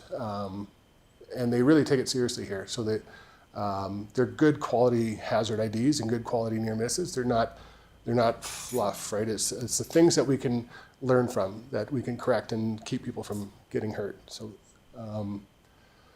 and then we take those ones that we get regionally wide, including Saskatchewan and BC, and we share them on a monthly call with all the managers and all the lead hands, and we say, hey, how can we prevent this happening from all locations? And, you know, does this apply to you, and how do you fix it? So it's a really good learning tool.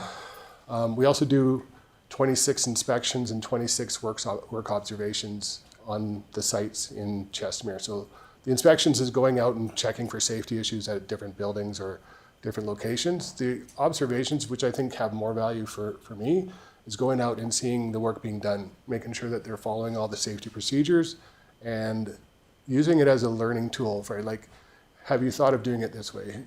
Can we do something different that makes it even safer? How do we deal with the traffic in this area? What other things did you not think of, or did you think of? And we have training courses, like I said, lots of training courses, 275 training courses on our list, and we're at 96% compliance on those. So a lot of those are recurring ones that come up every year or 3 years. And I'll let Kevin talk about our QA and QC stuff, but we have our operators, just like I mentioned, doing tests daily to make sure the water's clean and safe to drink. But we also have a QA, QC department in Edmonton that helps do a lot of things for us as well. So I'll let Kevin talk about those. Yeah, so I'll just kind of give you an idea of how we deliver and utilize the larger Edmonton utility on a scalable approach. So, you know, the customer, the city of Chestermere, receive the gold standard utility service for a fraction of the cost. So we have 83 professionals in Edmonton that support our commercial operations on a just-in-time basis. So this is going to cover things like quality assurance, quality control, environment, HR, legal, SCADA, and IT controls.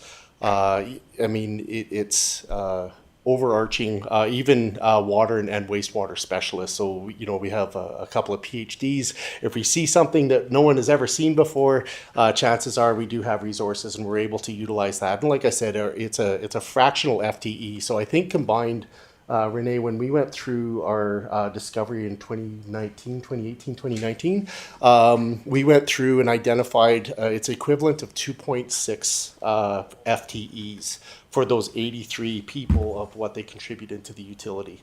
And as a result of that, our operation is still able to deliver, at that major gold-plated standard, but it is scalable, so it isn't going to break the bank, and we can still very much control the costs on that. So with regards to the quality control and assurance, we have certified operators, so all of our operators are certified by the province, and we have an initiative where we promote ongoing training to all of our operators, and as they rate up on their certifications, they actually get rewarded monetarily, and they can rate up through a grid. So our intent is to have as many experienced, highly rated operators in each of the areas operating in there. So we don't operate like, try to put out all the first year, the cheaper labor to go and deliver on that. That is definitely not how EPCOR approaches our utility management. We definitely want to make sure that we have a team of professionals that are able to support. And then when I started talking about our Southern Alberta operations as well, we also have just in time where if we need to borrow operators from Strathmore or Canmore or Kananaskis, if there's a big job going on or something's happening, we have all of these certified operators that we cross-train on a continuous basis, making sure that people are familiar with the utility and able to jump in if extra staffing levels are required. The EPCOR QA/QC, so the verifying, so we have folks in Edmonton that review all of our monthly reports and our annual reports and anything that is submitted into Alberta Environment to make sure that we aren't missing any material. All of the numbers are in fact correct, and then they also take a look at our all of our approvals to operate as well, and making sure that we're meeting all of our approval limits as well. Oh, that's it. Seems easy. Yeah, super easy. So if you have any questions for us, or if you want to schedule a tour of the facilities that you have here, we'd be more than happy to help. So. Awesome, thank you. Questions from Councillor Ryan? Yes, thank you, Your Worship. Through you and through Mr. Adney, to our presenters, thanks for the presentation and for the service that you provide to our community. Now, you guys have been around Chestermere for some time. In terms of, and you also have acknowledged that we are ballooning as a community. Do you see any risks or even opportunities in your time here for this community when it comes to water or anything related to water?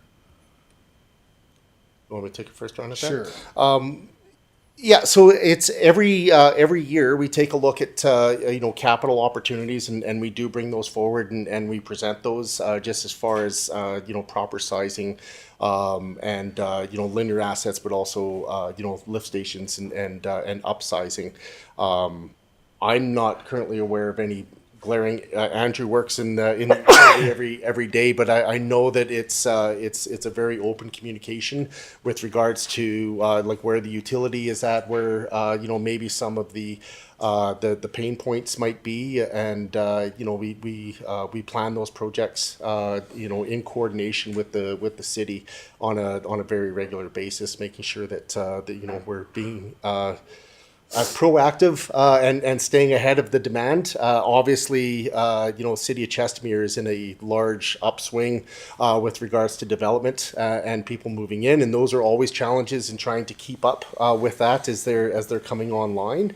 I guess I'll pass it over to Andrew as far as maybe some of the things that are happening maybe more currently. Yeah, thanks, Kevin. So I think the City of Chestermere is a fairly young utility as a whole, and it's continually to get younger as we go because you're adding new development, and for the amount of new development that's going on, it's surpassing the older development in a quick fashion. So because of the capital program that Kevin mentioned, we are, I believe, keeping on top of a lot of the risks with the lift stations and the water transfer station. We just did a water transfer station upgrade on our pump house number 2. Changed out, in one we put a new pump in. We pulled another pump out of pump house number 2 just recently, which will get rebuilt and put back in. So those are the kind of things that we're doing to keep the system running along the side of the City of Chestermere's team. But I think the hardest part for us was really getting everything done with the people that we had, and for you guys to approve that additional employee really made a big difference for us. We'll be able to, really power through some of those KPIs with these new neighborhoods, making sure that they stay maintained, right? All the manhole inspections, hydrant inspections, valve inspections, and everything else that goes with that. We just didn't have the hands to be able to do that. So we were borrowing, from Strathmore quite a bit to do some larger projects and stuff like that to get things done. So.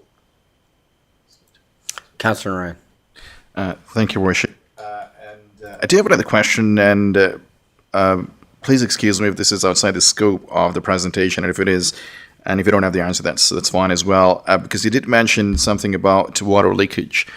And generally, we were given some sort of presentation as to where that is, and if it's too much, too little. I think there is nothing as too little. But if you can maybe speak to that, please. Sure. American Water Works has a standard. They say that 10% water loss is probably an ideal goal. Most communities don't hit that 10%. It's quite difficult. Because you're spending a lot of money in order to get that last little bit down to that 10%. We are doing quite a bit here with the leak detection and some other programs, try to find where some of the leaks are. The problem in Chestermere is that when leaks happen, they don't surface. So they're harder to find. So normally you'd get a call and say, hey, there's water in my yard or there's water on the street. We go out and check it out, find out there's a leak and make sure it gets repaired. Here it goes down the pipeline, could be into the Chestermere Lake or into one of the stormwater reservoirs. So we're doing some different things here now to try to find out where it might be going. I think right now we're probably sitting around 26%. So we found in our leak detection program so far this year, I think 5 leaks so far. Those are service leaks, which are pretty small. So they're not going to have a huge effect on that 26%. We need to find out where the bigger leaks are. So we do drawdowns on larger pipes that go maybe underneath Chestermere Lake or something like that to see if there's water pressure drops over a period of time and that kind of thing to try to identify them. On that piece about leaks, if there was a leak that was close to a certain neighborhood or a certain number of houses and things like that, is it possible that those residents could see a change in their water pressure due to a leak in the line? Yeah, I think there's several things that they could see. Like a lot of places in Chestermere, they might see pressure drops. They might also see that their sump pumps are continuously running where they normally used to just run every once in a while. They might see water in their or hear water in their storm drains, because that's one of the things that we get a lot in different places is. I can hear the water, I can't see the water, but it's running into the storm drain. It's been dry for weeks, that kind of thing. So there are indications. Yeah, so the reason I'm asking is I'm wondering, because trust me, residents certainly will reach out with feedback on a number of items, but I'm wondering specifically on something like this, I'm wondering if there's a possibility or if you've seen a model that's been done before where perhaps residents are experiencing difference in their pressure or those other items that you are outlining, and there is a concern with that. I'm wondering about a methodology just in terms of communication, either from the city or from EPCOR to our residents of, if you see or are experiencing these things, it could be, and please contact. I'm just wondering if there's a possibility, whether that be with EPCOR or whether that be with our communications team, if you see that even as a useful endeavor.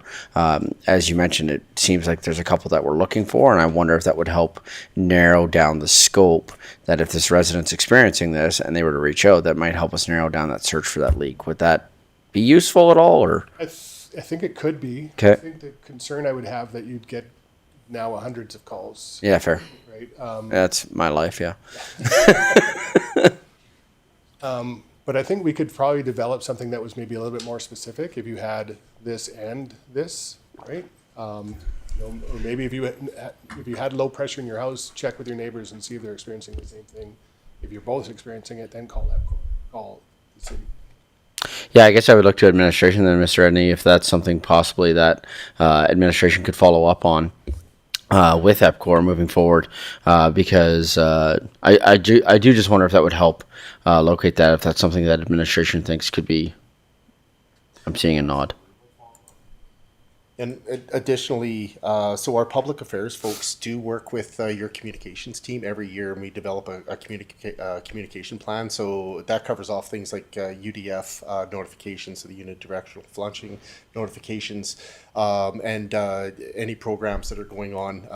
We have a program called Leaky Loo, for example. So we have dye packs that you can put into the tank of your toilet, and you can see if your toilets are leaking, and the tin it and bin it for not pouring baking grease down the drains, things like that. And we have a lot of those educational materials available. So I think this would be a great initiative that I will definitely bring that back to my PA group and make sure that we put that on as well for next year, to add to the communication plan for the fall.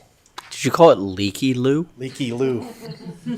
I'd have paid money to be in the boardroom when somebody came up with that. Because somebody said it out loud, and everybody in that boardroom went, yes, that's...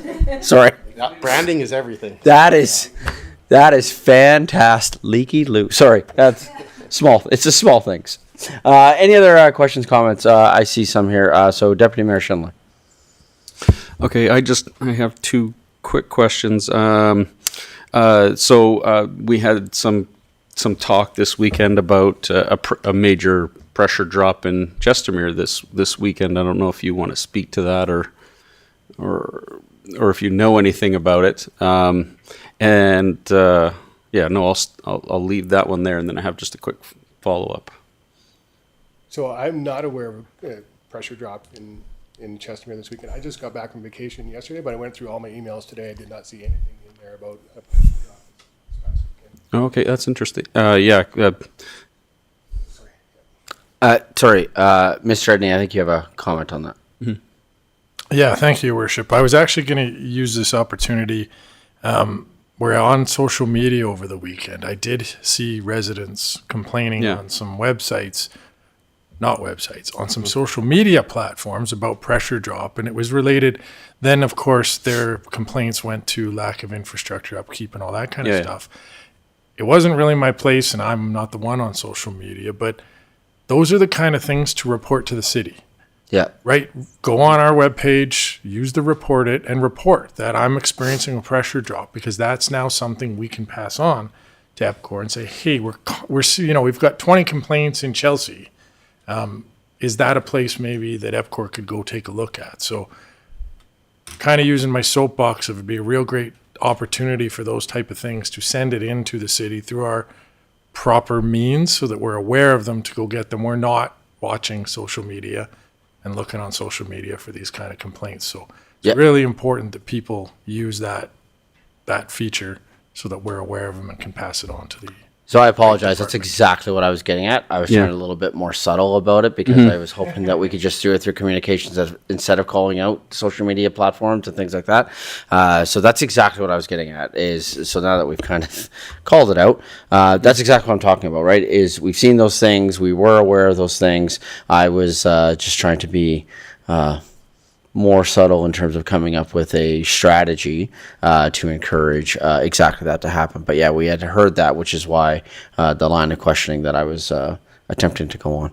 Deputy Mayor Schindler, I believe you. Oh, I apologize. Yeah, go ahead. So one of the things that we talked about the SCADA system that monitors all of the plant operations throughout the city. That'll tell us if we have a pressure drop. It'll call out our on-call operator and tell him that there's an issue. He'll dial on to the SCADA system from home. He'll look at what the issue is and he'll come out and fix it if he has to. So there's no call-outs this past weekend for low pressure either. So. Thank you. Deputy Mayor Schindler. Sorry, I shut it off so the camera would go to you. And then my other question is more in jest. If the Oilers win, do we get a discount of some type, or do we get some swag or something from Edmonton being? I was just saying to my boss today, I don't actually watch hockey, but if the Packers win the Super Bowl, then I will come and buy you all pizza. Nice. I like that. Any other? If the Oilers do win the Stanley Cup, I may not be around the phone for about 2 weeks. Fair enough. Any other comments, questions from council? Mr. Edney. On behalf of all Flames fans, I don't think we have to worry about the Oilers winning the Stanley Cup. Councillor Grant. Very good comment. I would like to echo our CAO's comments, but I actually have a. I'm about to start using this mute feature that they've given me. Bad day to for try your this mics one out, here. for sure. Okay, they gave me full control of the mic system here, and I'm about to use it. I actually have a technical question, and maybe it's a little bit hypothetical, and it's more for my own understanding, and it's about water quality and the treatment of wastewater. I'm wondering how good is the treatment of the water? Like, once it's treated, say, would it be usable to irrigate farmland in a typical situation? Yeah, so in in Strathmore, we have a wastewater treatment plant that we operate, and we do exactly that. We use the water for irrigation for Nemeka Farms. Why'd you turn it off? So the camera would go to our guests, so they have their airtime. Okay, that's exactly pretty much what I was asking. So in that situation, is the treated wastewater put into the canal system for one of the irrigation districts to use? Is that the system? No, we have, so Strathmore has the old lagoons that they used to use for treatment for storage now. And those storage lagoons are used for supplying the water for the irrigation system. Awesome. Yeah. So all summer long, we don't discharge any wastewater to the Bow River. Okay. All goes to irrigation. Okay, and so would you be prohibited from that, or is it just cost prohibitive? Here? For Strathmore to dump in into the Bow, or us? It's you have a question, have an answer for that. Yeah, if we could store it all year and use it all for irrigation, I think it's much better for the environment, right? Siksika Nation, which is downstream of us, takes their water intake from us, and they always have concerns about, even though the water quality that we discharge into the Bow is good and meets all parameters, exceeds all parameters, there's still concerns downstream about taking water from where other people discharge their water to. So for me personally, I'd rather see it all go to irrigation than go out to the Bow. Councillor Grant. Perfect, thank you. So going back to your capital investment projects, is that something that you guys would invest in the future if we wanted to explore that avenue? I know that's a big question. Yeah, that's a question for, I would. Yeah, well, yeah. I mean, it's a little bit above my pay grade as well, but I mean, it's if any of the communities that we work in, if any project that comes up, I mean, we are here to support your community. And if this is something you wanted to pursue to see if it's viable, I mean, it's definitely something that we could support and see if there is an opportunity. I had a question about slide 5. And it just it's the Chestermere Water System, water provided by the City of Calgary, and so it has some graphics representing Calgary. and then goes to the potable water, to the reservoir, and then the next graphic is the rechlorinization then to the city. Right.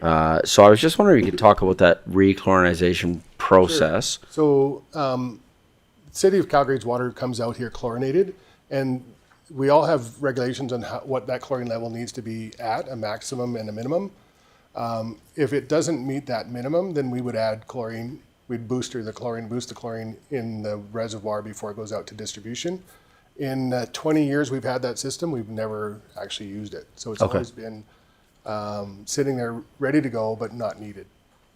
And so then likewise, we have no control over the fluoridization, I don't even know if that's a word, process, because Calgary does that. And so because they supply the water, Right. we have no control over those levels of that process. Is that correct? That's correct. Awesome. Thank you. Any other questions from council with regards to the presentation? Okay. With that, I believe one motion that we're going to be looking for certainly is the motion for information. Just before we do that, I'm just going to look to administration.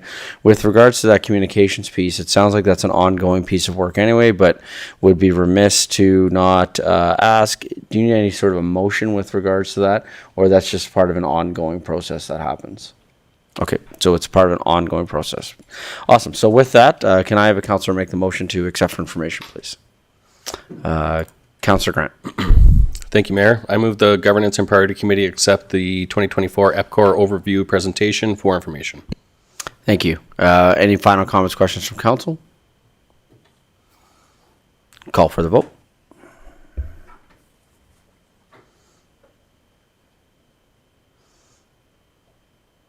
And that's carried unanimously. Thank you so much. Appreciate it. Thank you.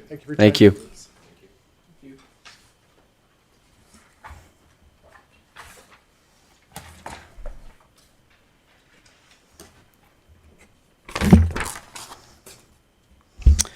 Okay, so now we are back to committee updates. As so we're on to 7.3, which is our committee updates.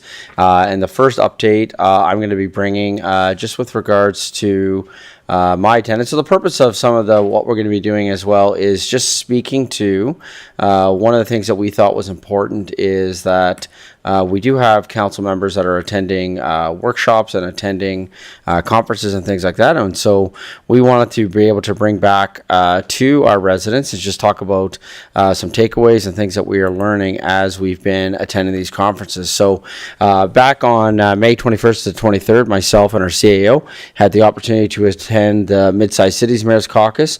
I do intend to release a report that can be made public after this presentation, but just high level very quickly.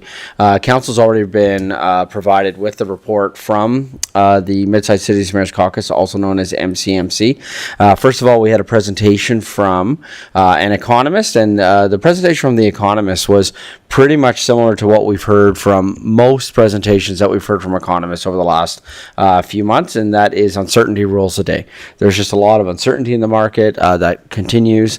Thankfully, it seemed like there was some good news yesterday. We heard in our tariff presentation this morning a hinting at that good news, in that it sounds like the Canada and the US are at least on the right track to coming to some sort of an agreement, and they had set a timeline for July. So I'm sure that all of our residents and council will be watching that closely. There was a stat that was shared that was particularly troubling, and this is something that I think would be good for us to even see if there's anything that we can look at with that. And it is that 17% of Albertans aged 17 to 24 are unemployed. And that was a stat that stood out to me in this presentation, as that seems like a very high percentage. And within that, I know that we have a growing population of that 17 to 24-year-olds. And we've been talking about economic development. We've been talking about transit. We've been talking about finding ways to get our youth and young adults to employment opportunities. And so within that, I think that is something to bring back within conversations that we're having about economic development, about conversations that we're having about employment, about ongoing conversations that we're having with the Chamber of Commerce, is something certainly that I think that we should be looking at. And the other thing that was highlighted within that is that the Prime Minister has started to talk about a lot of good possibilities, and right now I would suggest that this also came from the FCM conference that we had, that municipalities are taking a wait and see approach right now, and within that wait and see approach, we're just I think that there's a sense of hope right now that those items will be carried through on, but I also think that there is a level of concern or a wait and see, I think, approach that is happening right now to see what happens. At the presentation, there was one from ATCO, and ATCO has a community energy fund that I believe that administration, if we could start looking into that, as there are some dollars that are available through the ATCO energy fund that I think would be valuable.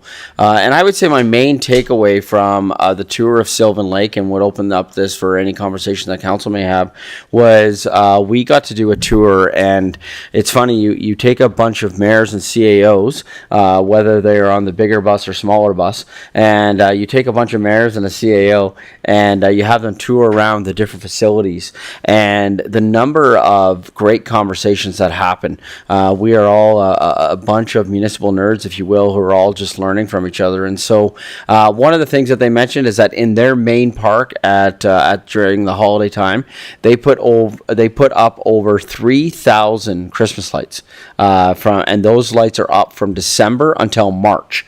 And knowing some of the feedback that we had received about our lights in the park, I asked if they get any feedback about their lights still being on in late January and early February, and they said no. They said that was a new thing for them, as we had heard lots of feedback, if you will, on our lights. And so I thought that was interesting with the 3,000 lights. They have 8 different agreements with municipalities around their lake for user agreements that include all sorts of different things. They have also put in raised crosswalks throughout their community. And so as I had the conversation with them, I also then learned that Spruce Grove has also done some raised crosswalks. And so one of the things that happened with that is I started to ask questions about snow removal, about damage to equipment and things like that.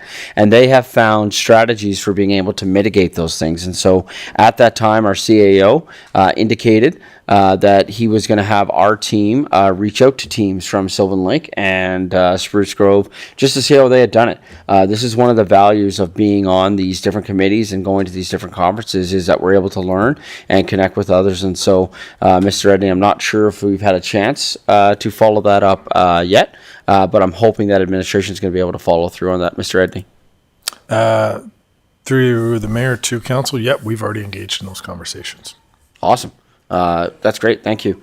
I also learned Sylvan Lake has more than 1 million visitors go through per year. And so this is what I mean by you just start to view things differently as a municipality, as a mayor. And I said, how do you police that?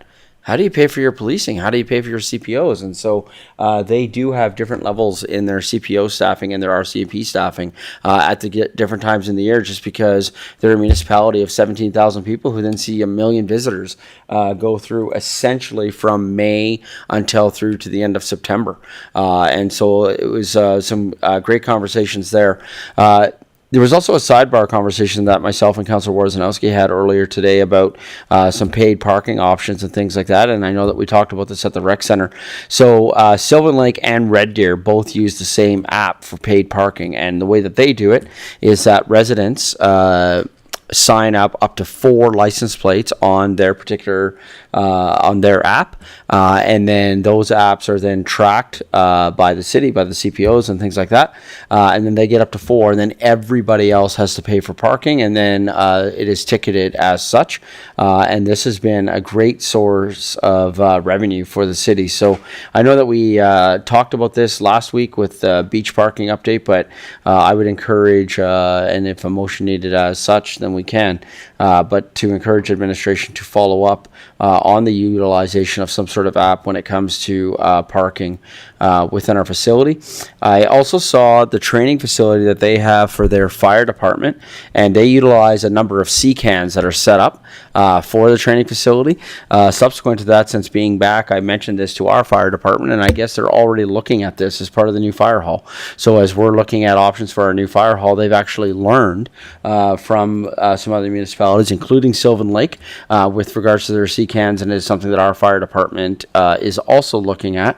And then another big takeaway that I had from this was with regards to recreation. So they had 20 acres of land that was donated by a family. That 20 acres was beside another 60 acres of land. And so their council made a bold decision in the purchase of the other 60 acres of land. And now they are on a massive recreation development within Sylvan Lake. And so I had lots of really good conversations with their mayor about this and how they're accomplishing it. And the way that they go about it is they do it in phases, and then they get investment from the community. So if they're building soccer fields and they get the local minor soccer teams investing, they get big investors, they get their developers investing and things like that, and then they raise that capital and then move forward with that recreational development. But I wanted to commend Sylvan Lake, first of all, on their bold step in purchasing the 60 acres of land, and I think it's something that I have noticed throughout Alberta is that at some point municipalities made some bold decisions, and they made some bold decisions when it came to recreation. They made some, we've utilized the term generational investments, and now they're seeing the payoff from that. They have a spray park that's been done now, and that spray park happened because a group of very motivated parents, moms, a bunch of moms who wanted a spray park got together, and to listen to them tell the story, they sold a lot of tacos in a bag. And while it took them 10 years to do it, this was a motivated group of residents that came together, and it's how now they've been able to land their spray park. And so I just think that as our council moves forward, I think it's good for us to be able to find ways to encourage our community to continue to be involved to find investment opportunities. And then finally, we had a municipal infrastructure workshop that had 6 themes, which was common design and blueprinting for specific capital projects, sourcing and procuring common infrastructure projects together. I spoke about that a little bit earlier. Integrated multi-year infrastructure roadmap, fund and grants, resourcing sharing and center of excellence, as well as change in disclosure of capital projects in terms of even the way that we're doing it now within the city of Chestermere. And what I would say on the specific capital projects, it's looking at going back to that procurement piece of how can we as municipalities work together. We all need fire halls, and we all need libraries, and we all need some common infrastructure. And what if we were able to find some blueprints that was a community could find that maybe they could utilize style A or style B or style C, or at least if they had a style to work from and they're tweaking from that, but could that help with procurement processes as we go to build, so that if we know that said builder is doing style A and 6 municipalities all step up at the same time for their new fire hall, is that going to cut down on costs? And there's a common theme that yes, because we see that in the development history when it comes to housing, that they have a certain set number of housing, and then they do that. Now, obviously, there's some differences in terms of landscaping and all those sorts of things that needs to be done, but I thought it was a very rewarding and worthwhile conversation. There was also a lot of MCMC business that was talked about, and finally, at the end of it, concluded with a meeting with the Premier and the ministers. And to commend the Premier is really speaking very highly of this group of Mid-Sized Cities Mayor's Caucus, MCMC. And I think what's happening is we're realizing that we're a very unique entity. We are not the metros. We are not Edmonton and Calgary. We are not the rurals. We're not the counties. And we're not the summer villages. We're kind of this unique entity onto ourselves. There's 24 of us that exist. And one of the things I think that we realize is that we face the same pressures, struggles, tensions that are seen in the big metros like Calgary and Edmonton, but we just have some key differences. Many of our MCs have full-time mayors. Many don't. I don't think any of them have full-time councillors. They have varying level of degrees of councillors, but whereas opposed to your big metros, you have a full-time mayor, you have full-time councillors, each of those councillors have staff, all of those sorts of things. So I would just want to commend the Premier and the UCP government for their recognition of MCMC and how we the unique challenges that we face and those rewarding conversations that are happening. So I just want to end with a mention of that. But happy to take any questions from council with regards to the update that I have from the Mid-Sized Cities Mayor's Caucus back in May.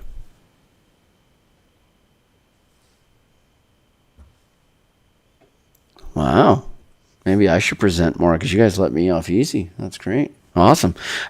So with that, I think though at the end we're just going to do one main committee update, correct? We're not going to do it for each one. Like, okay, awesome. So we'll do one main committee update. So with that, we're going to have many more committee updates, but I do know that we have guests coming for 2 o'clock for our first in-camera session. So I'm going to suggest that we take a break. We'll come back at 2:05, at which time we'll be going to in camera to have and we'll tackle all 4 at once. After we come out of in camera, we will complete our committee updates as well as any motions that may be coming out of from in camera. So we'll take a break, come back at 2:05. Thanks, everyone.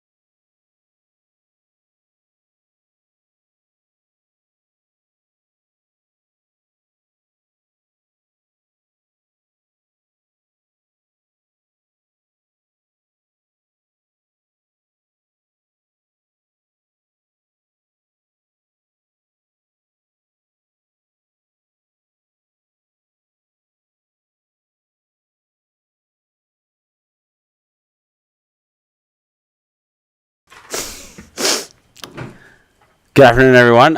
Just come back from our break. Can I have the motion, please, to move to in camera, as we'll be taking on items 8.1, 8.2, 8.3, and 8.4. Can I have a motion to go in camera, please?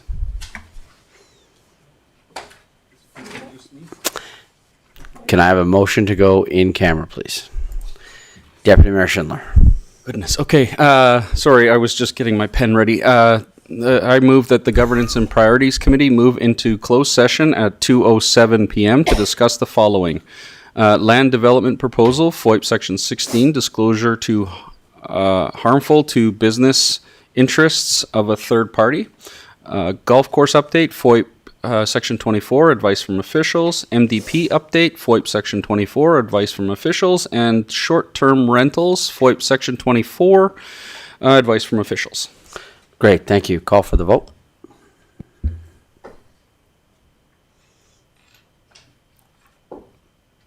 That's carried unanimously. Thank you.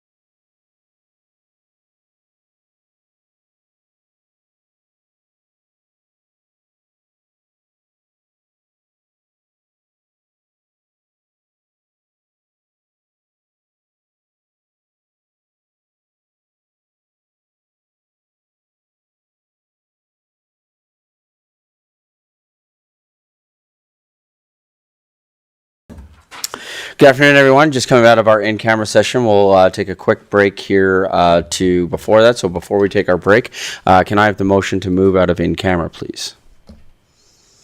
Can I have a councillor make the following motion, please? Councillor Randhawa. Thank you, Your Worship. I move that the Governments and Priority Committee come out of closed session at 3:45 p.m. Great, thank you. Call for the vote.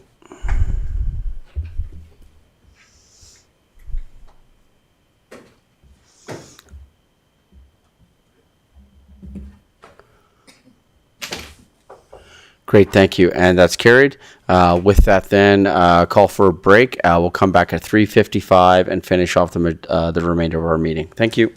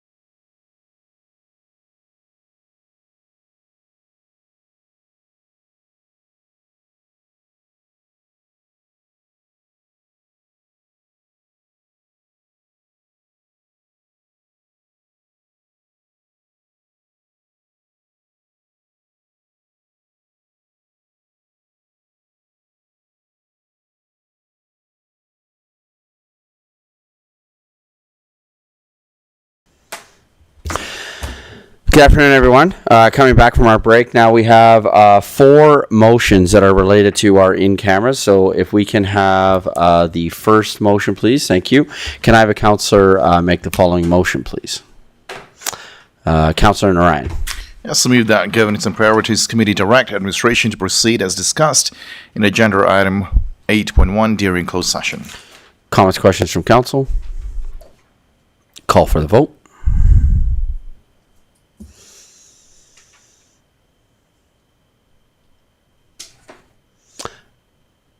Councillor Worzanowski. Oh, thank you. Sorry. Councillor Worzanowski was not voting on that one as he was away during the conversation for that. Sorry. I should have made that clear before the vote. So yeah, Councillor Worzanowski was not voting on that one for that reason. The second one, can I have the motion for the second vote, second 8.2, please? Can I have a councillor make the following motion, please? Councillor Randhawa. Thank you, Your Worship. I move that the Governance and Priority Committee accept the golf course update for information. Great. Thank you. Comments, questions? Call for the vote.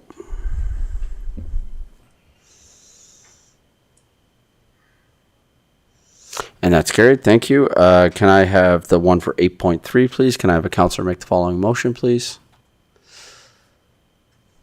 Councillor Grant.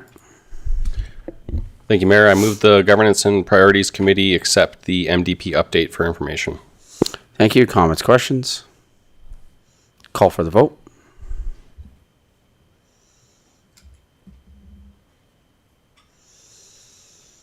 That's carried unanimously. Thank you. And finally, 8.4, short-term rentals. Can I have the motion, please? Can I have a councillor make the following motion, please?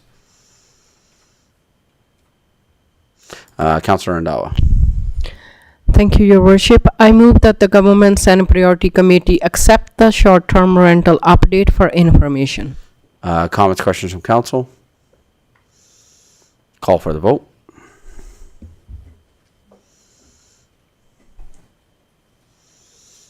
And that's carried unanimously. Thank you. So now going back to item 7.3, we were just in the midst of committee updates, and so I just have one with regards to the not-for-profit, Mayor's Task Force for Not-for-Profit. First of all, we had the Help Seeker group in to do a community needs assessment with the not-for-profit group, and it was a great conversation. And what was good about one of the things that happened with that was myself and administration removed themselves from the conversation, and Help Seeker only met with the members of the task force. And I do understand, though, from the feedback that I received, that it was a very good conversation. And also on Thursday this week, members of that group will be going to a not-for-profit hub in Calgary. So there has been a desire to bring a not-for-profit hub to Chestermere. And so now what that group's going to start doing is touring some not-for-profit hubs that are in other municipalities, just to have a look at those and bring some information back to council. Going to Deputy Mayor, any updates with regards to committees?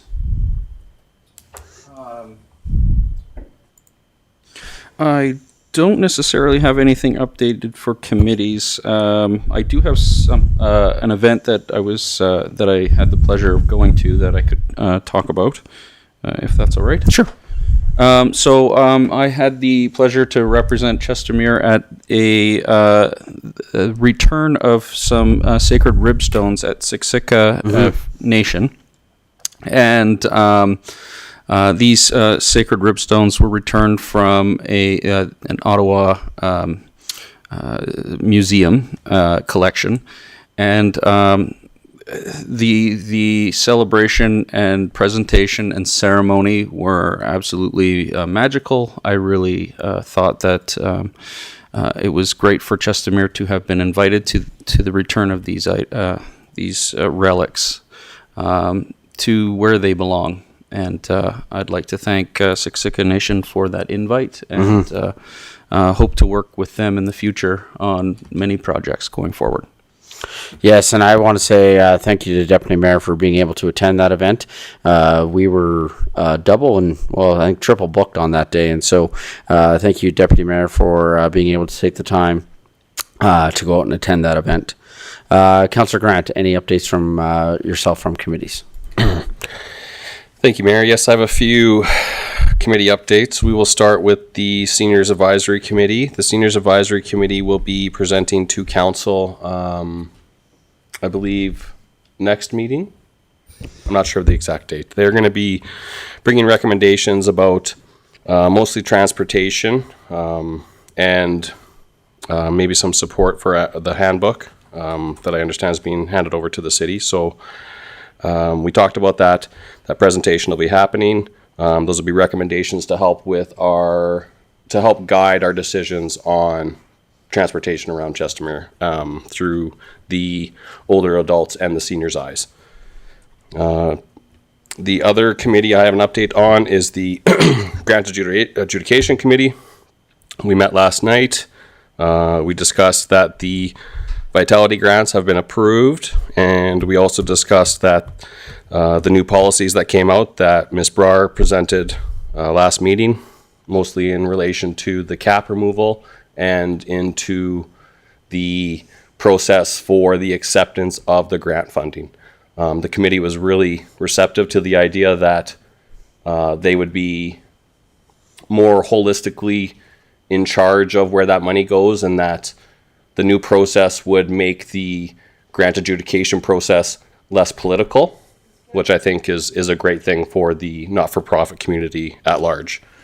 And then also at that meeting, I was appointed co-chair for that committee as well.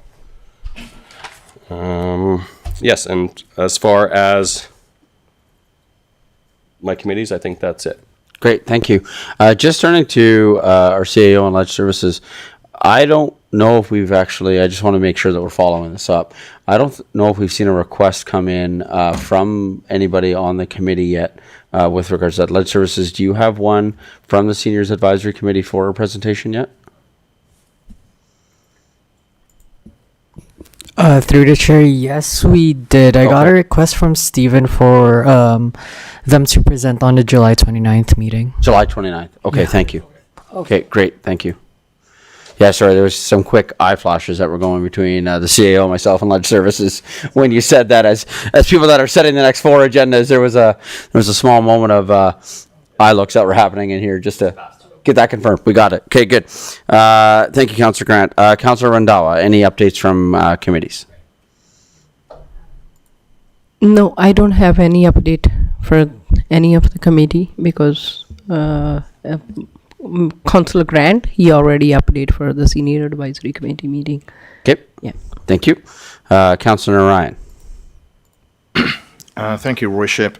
Just from the Police Communications Committee, so the local RCMP will be increasing foot patrol in and around the lake for the summer, and also on June 28th at the Safeway parking lot later in the afternoon, they will be doing the anti-theft license plate screws. So if anyone needing those screws to protect your license plates, you can either swing by Safeway parking lot on June 28th, or you can always go to the RCMP detachment, and they've got plenty there as well. And the members will also help you put on those screws. That's everything. Thank you. Great, thank you. Councillor Ryan, do you know if the committee has reached out to our comms team at all to make sure that perhaps we can get some publication out about that particular program? Because I do think that that's been a resource that's been utilized well throughout our community. Yeah, so there's definitely some resources, and I'll work with the staff sergeant and communications to put something together and start pushing it on social media as well. Great, thank you. Then Councillor Warzanowski, I'm going to ask 2 requests, if I may. One, any committee updates you may have, but also if you want to then just transition us into item number 8, which was Council's attendance at the Federal Canadian Municipalities conference that happened in Ottawa. So any committee updates you have, as well as if you want to get the conversation kicked off for FCM.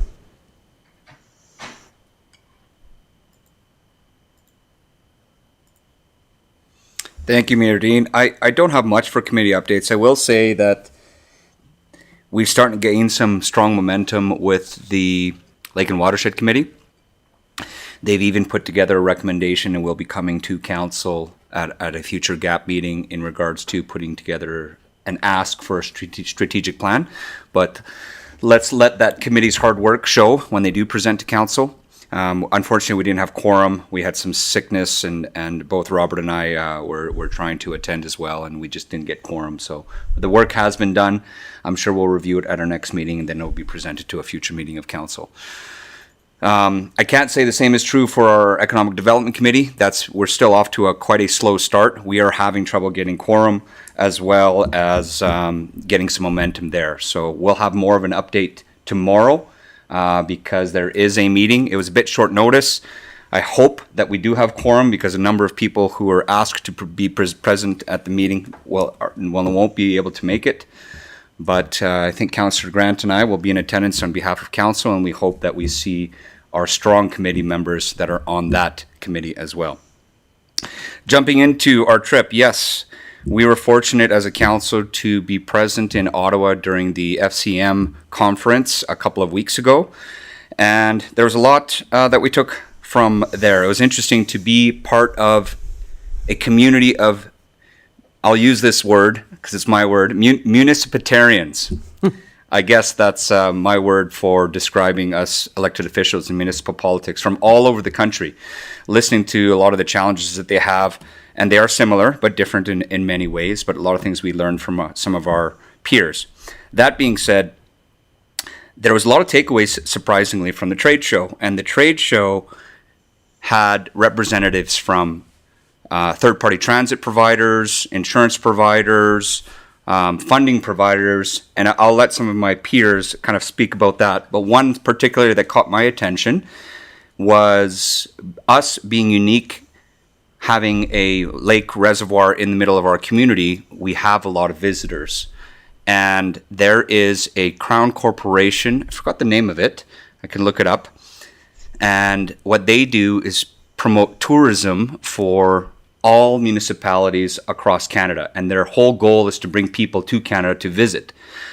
But what surprised me the most is the amount of analytics that they have from StatsCan on purchasing power, demographics, far more than you'd ever see in a census. Millions and millions of lines of code that to a large extent is free information for us that we can use in economic development, we can use in making decisions with the city. Whether it's tourism based or not, I think is irrelevant. So I'd like to pass that information on to administration, our economic development team, and see if we can take that forward. So I'll leave it there. I'll let my peers speak about other things that we could take away from FCM, but it was a good trip overall. Thank you. Yes, thank you. Councillor Woznowski, what you were referring to there was Destination Development from Destination Canada. So Destination Canada had the Tourismscapes profile and the Tourism Development Toolkits. Absolutely. And so I wanted to thank you. Councillor Woznowski had provided that to council via an email. So again, the purpose of these is just to give each councillor an opportunity.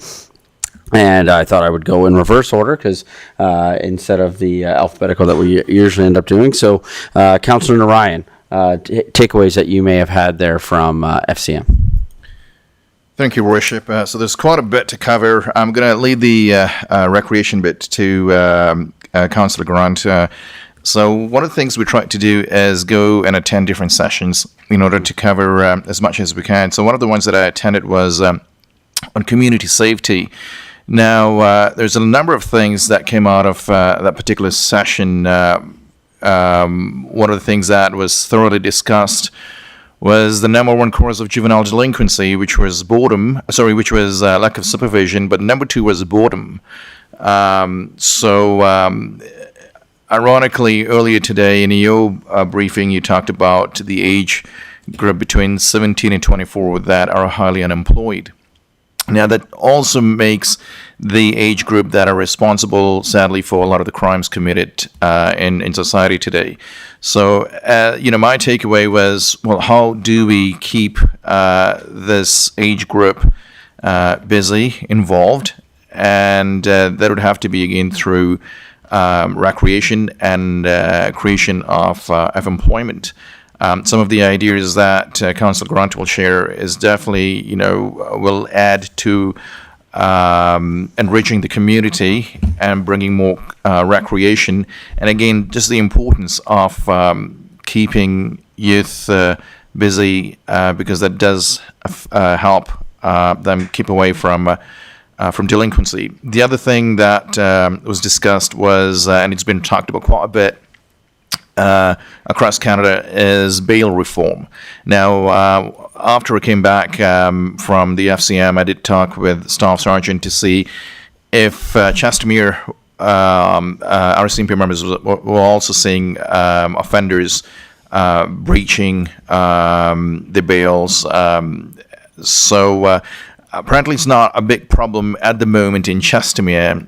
The conversation we had was, what can we do as a community to see that, it doesn't become a problem here. So what I'm referring to when it comes to bail reform is offenders being released on bail and then they go and reoffend again.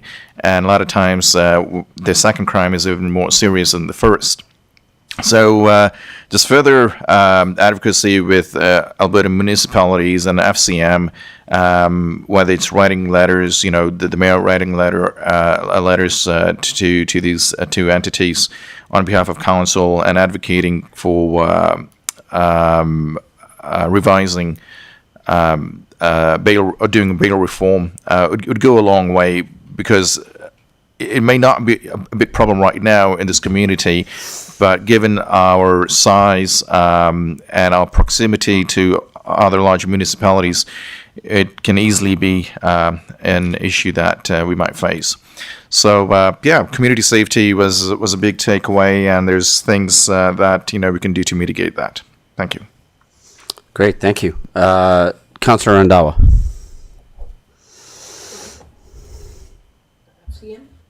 Yes. I think.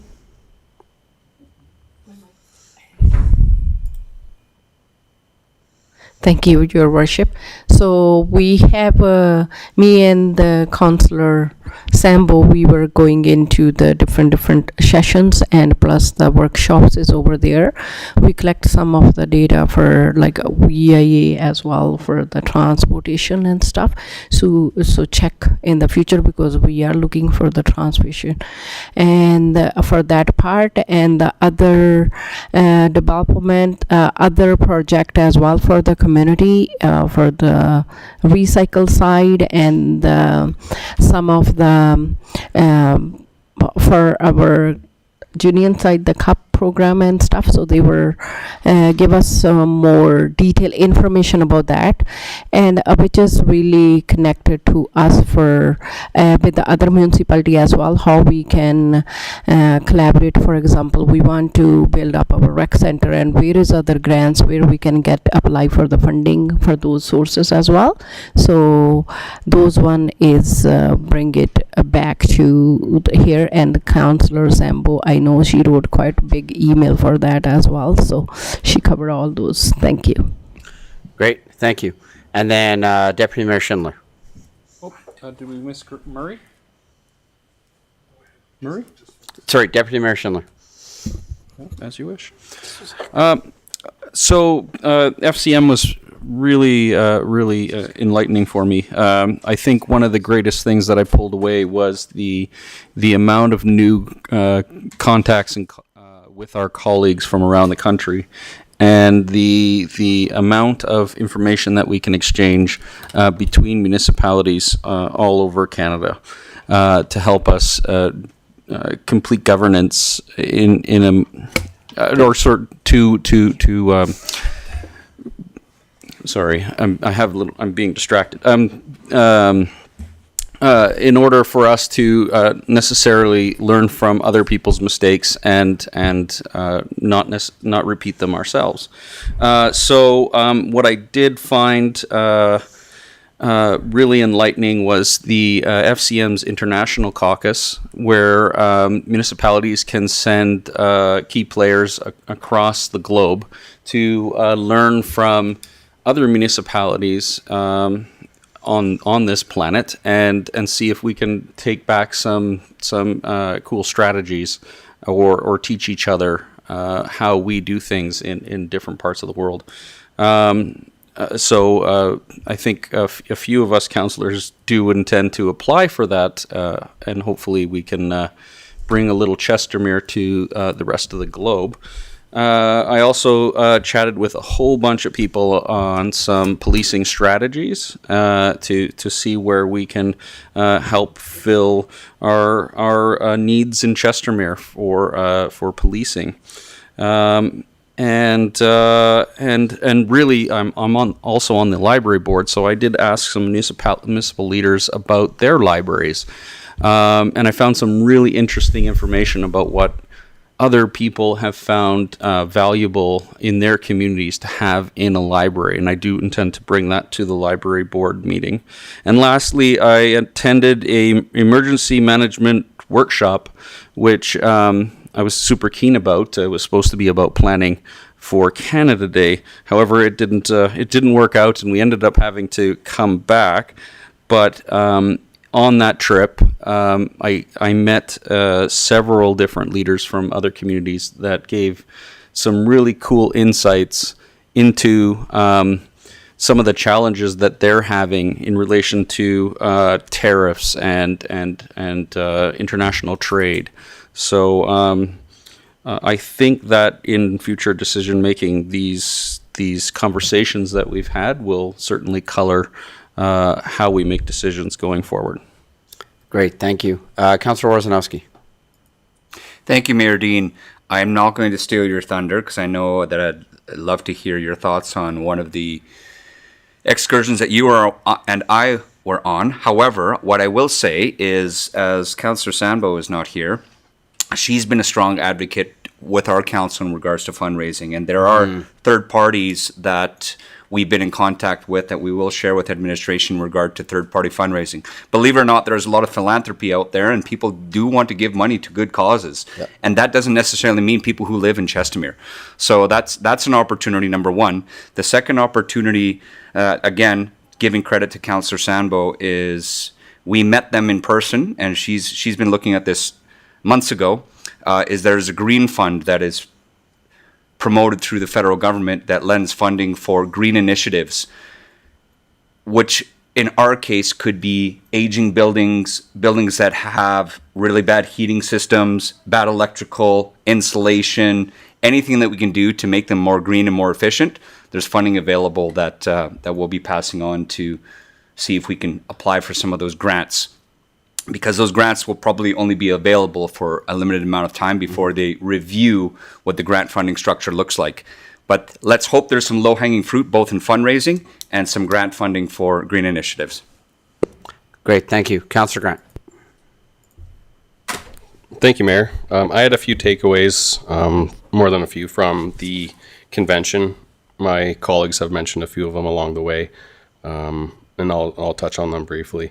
But one of the big things that I enjoy about these conferences is the people you meet, your colleagues from different municipalities, because it's absolutely amazing.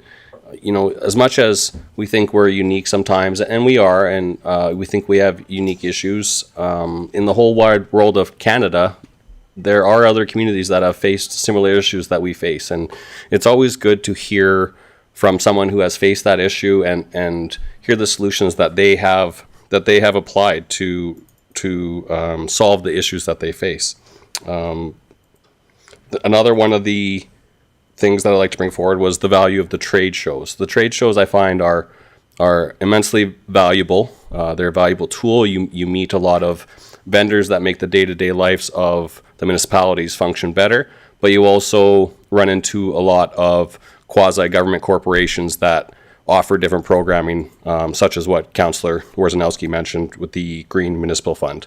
The Green Municipal Fund is probably something that we can look into here, not only on our aging infrastructure for the retrofit of the energy, whether that's in lighting, heating, insulation, that all applies. The Green Municipal Fund will also invest in new construction as long as it is designed with those energy standards in mind. So it was fantastic. You get a lot of value from that. I think it's important for counselors to go to this because you don't know what you don't know sitting in this seat. So it's always great to go see what is provided, see what program is out there, meet people, and that's how you find great solutions for your community that'll provide value, and that value offsets any cost of the attendance of that seminar. Yes, thank you. And I would echo all of that. One of the things that I really appreciate, and I think that this is just us further demonstrating and figuring out how we work really well together as a council, was that I was in a number of different meetings and conversations, and I ended up showing up to the trade show late, and each counselor came to me in Ottawa with a takeaway that they had from that trade show, and then a number of different counselors were bringing me back to meet with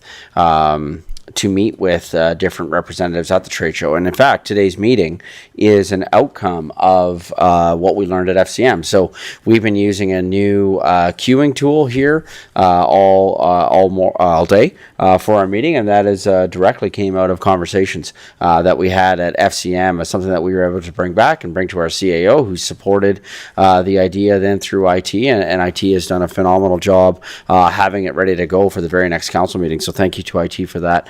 Secondly, Councillor Warzanowski alluded to it, and we did a tour of Lansdowne 2.0 and the development project that's going on there and what they're doing, and it's incredible the work that they are doing there, and I appreciated the competitive nature of one of their staff members there, who said that I am competing with all of you other municipalities for these larger events, and I want them in Ottawa. And so I appreciated his competitive spirit and wanting to do those. And then Councillor Warzanowski, as an engineer, will maybe appreciated this even more than I did. But we saw this building that they are doing a reclamation project on, and all of us who were on the tour were looking up at these parachutes that they had set up in the ceiling.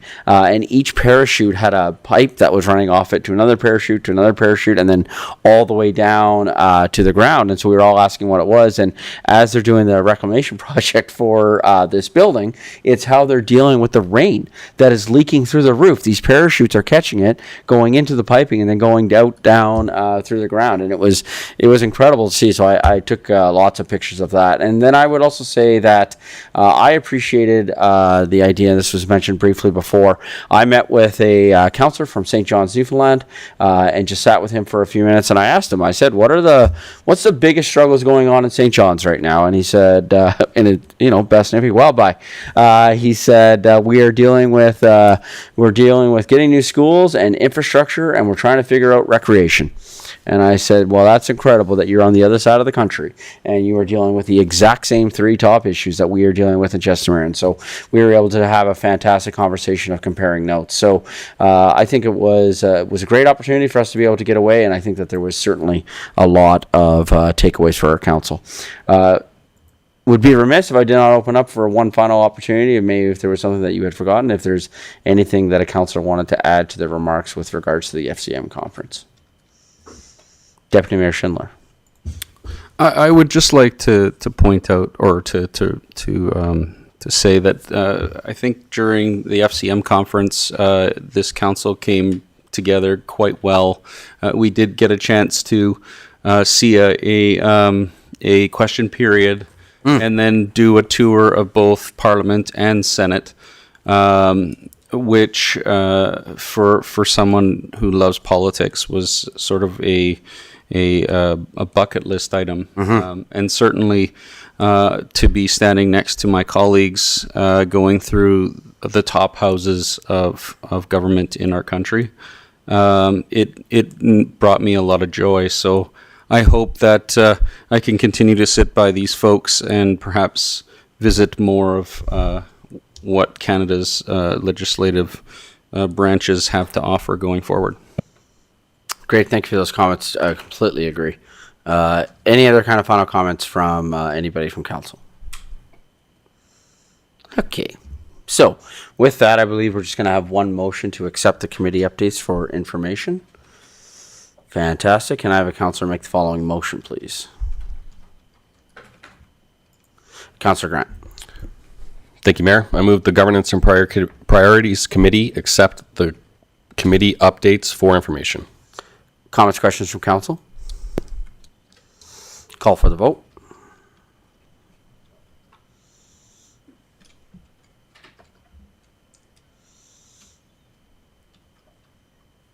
That's carried unanimously. Thank you. And finally, I do believe, I just want to go back to one item.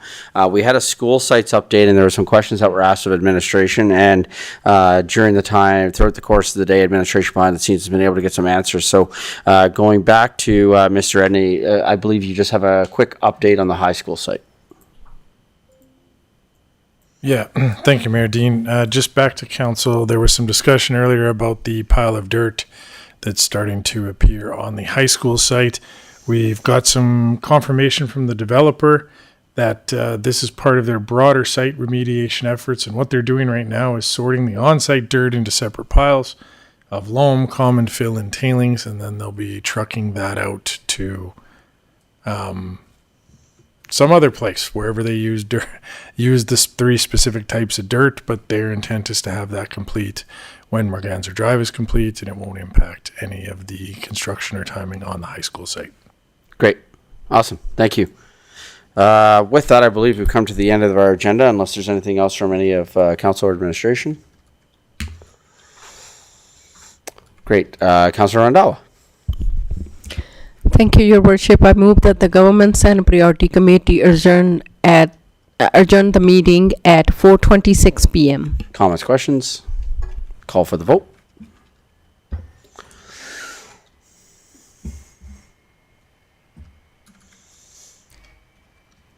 Great. Thank you. Enjoy your evening, and we'll see you next week. Thanks, everyone.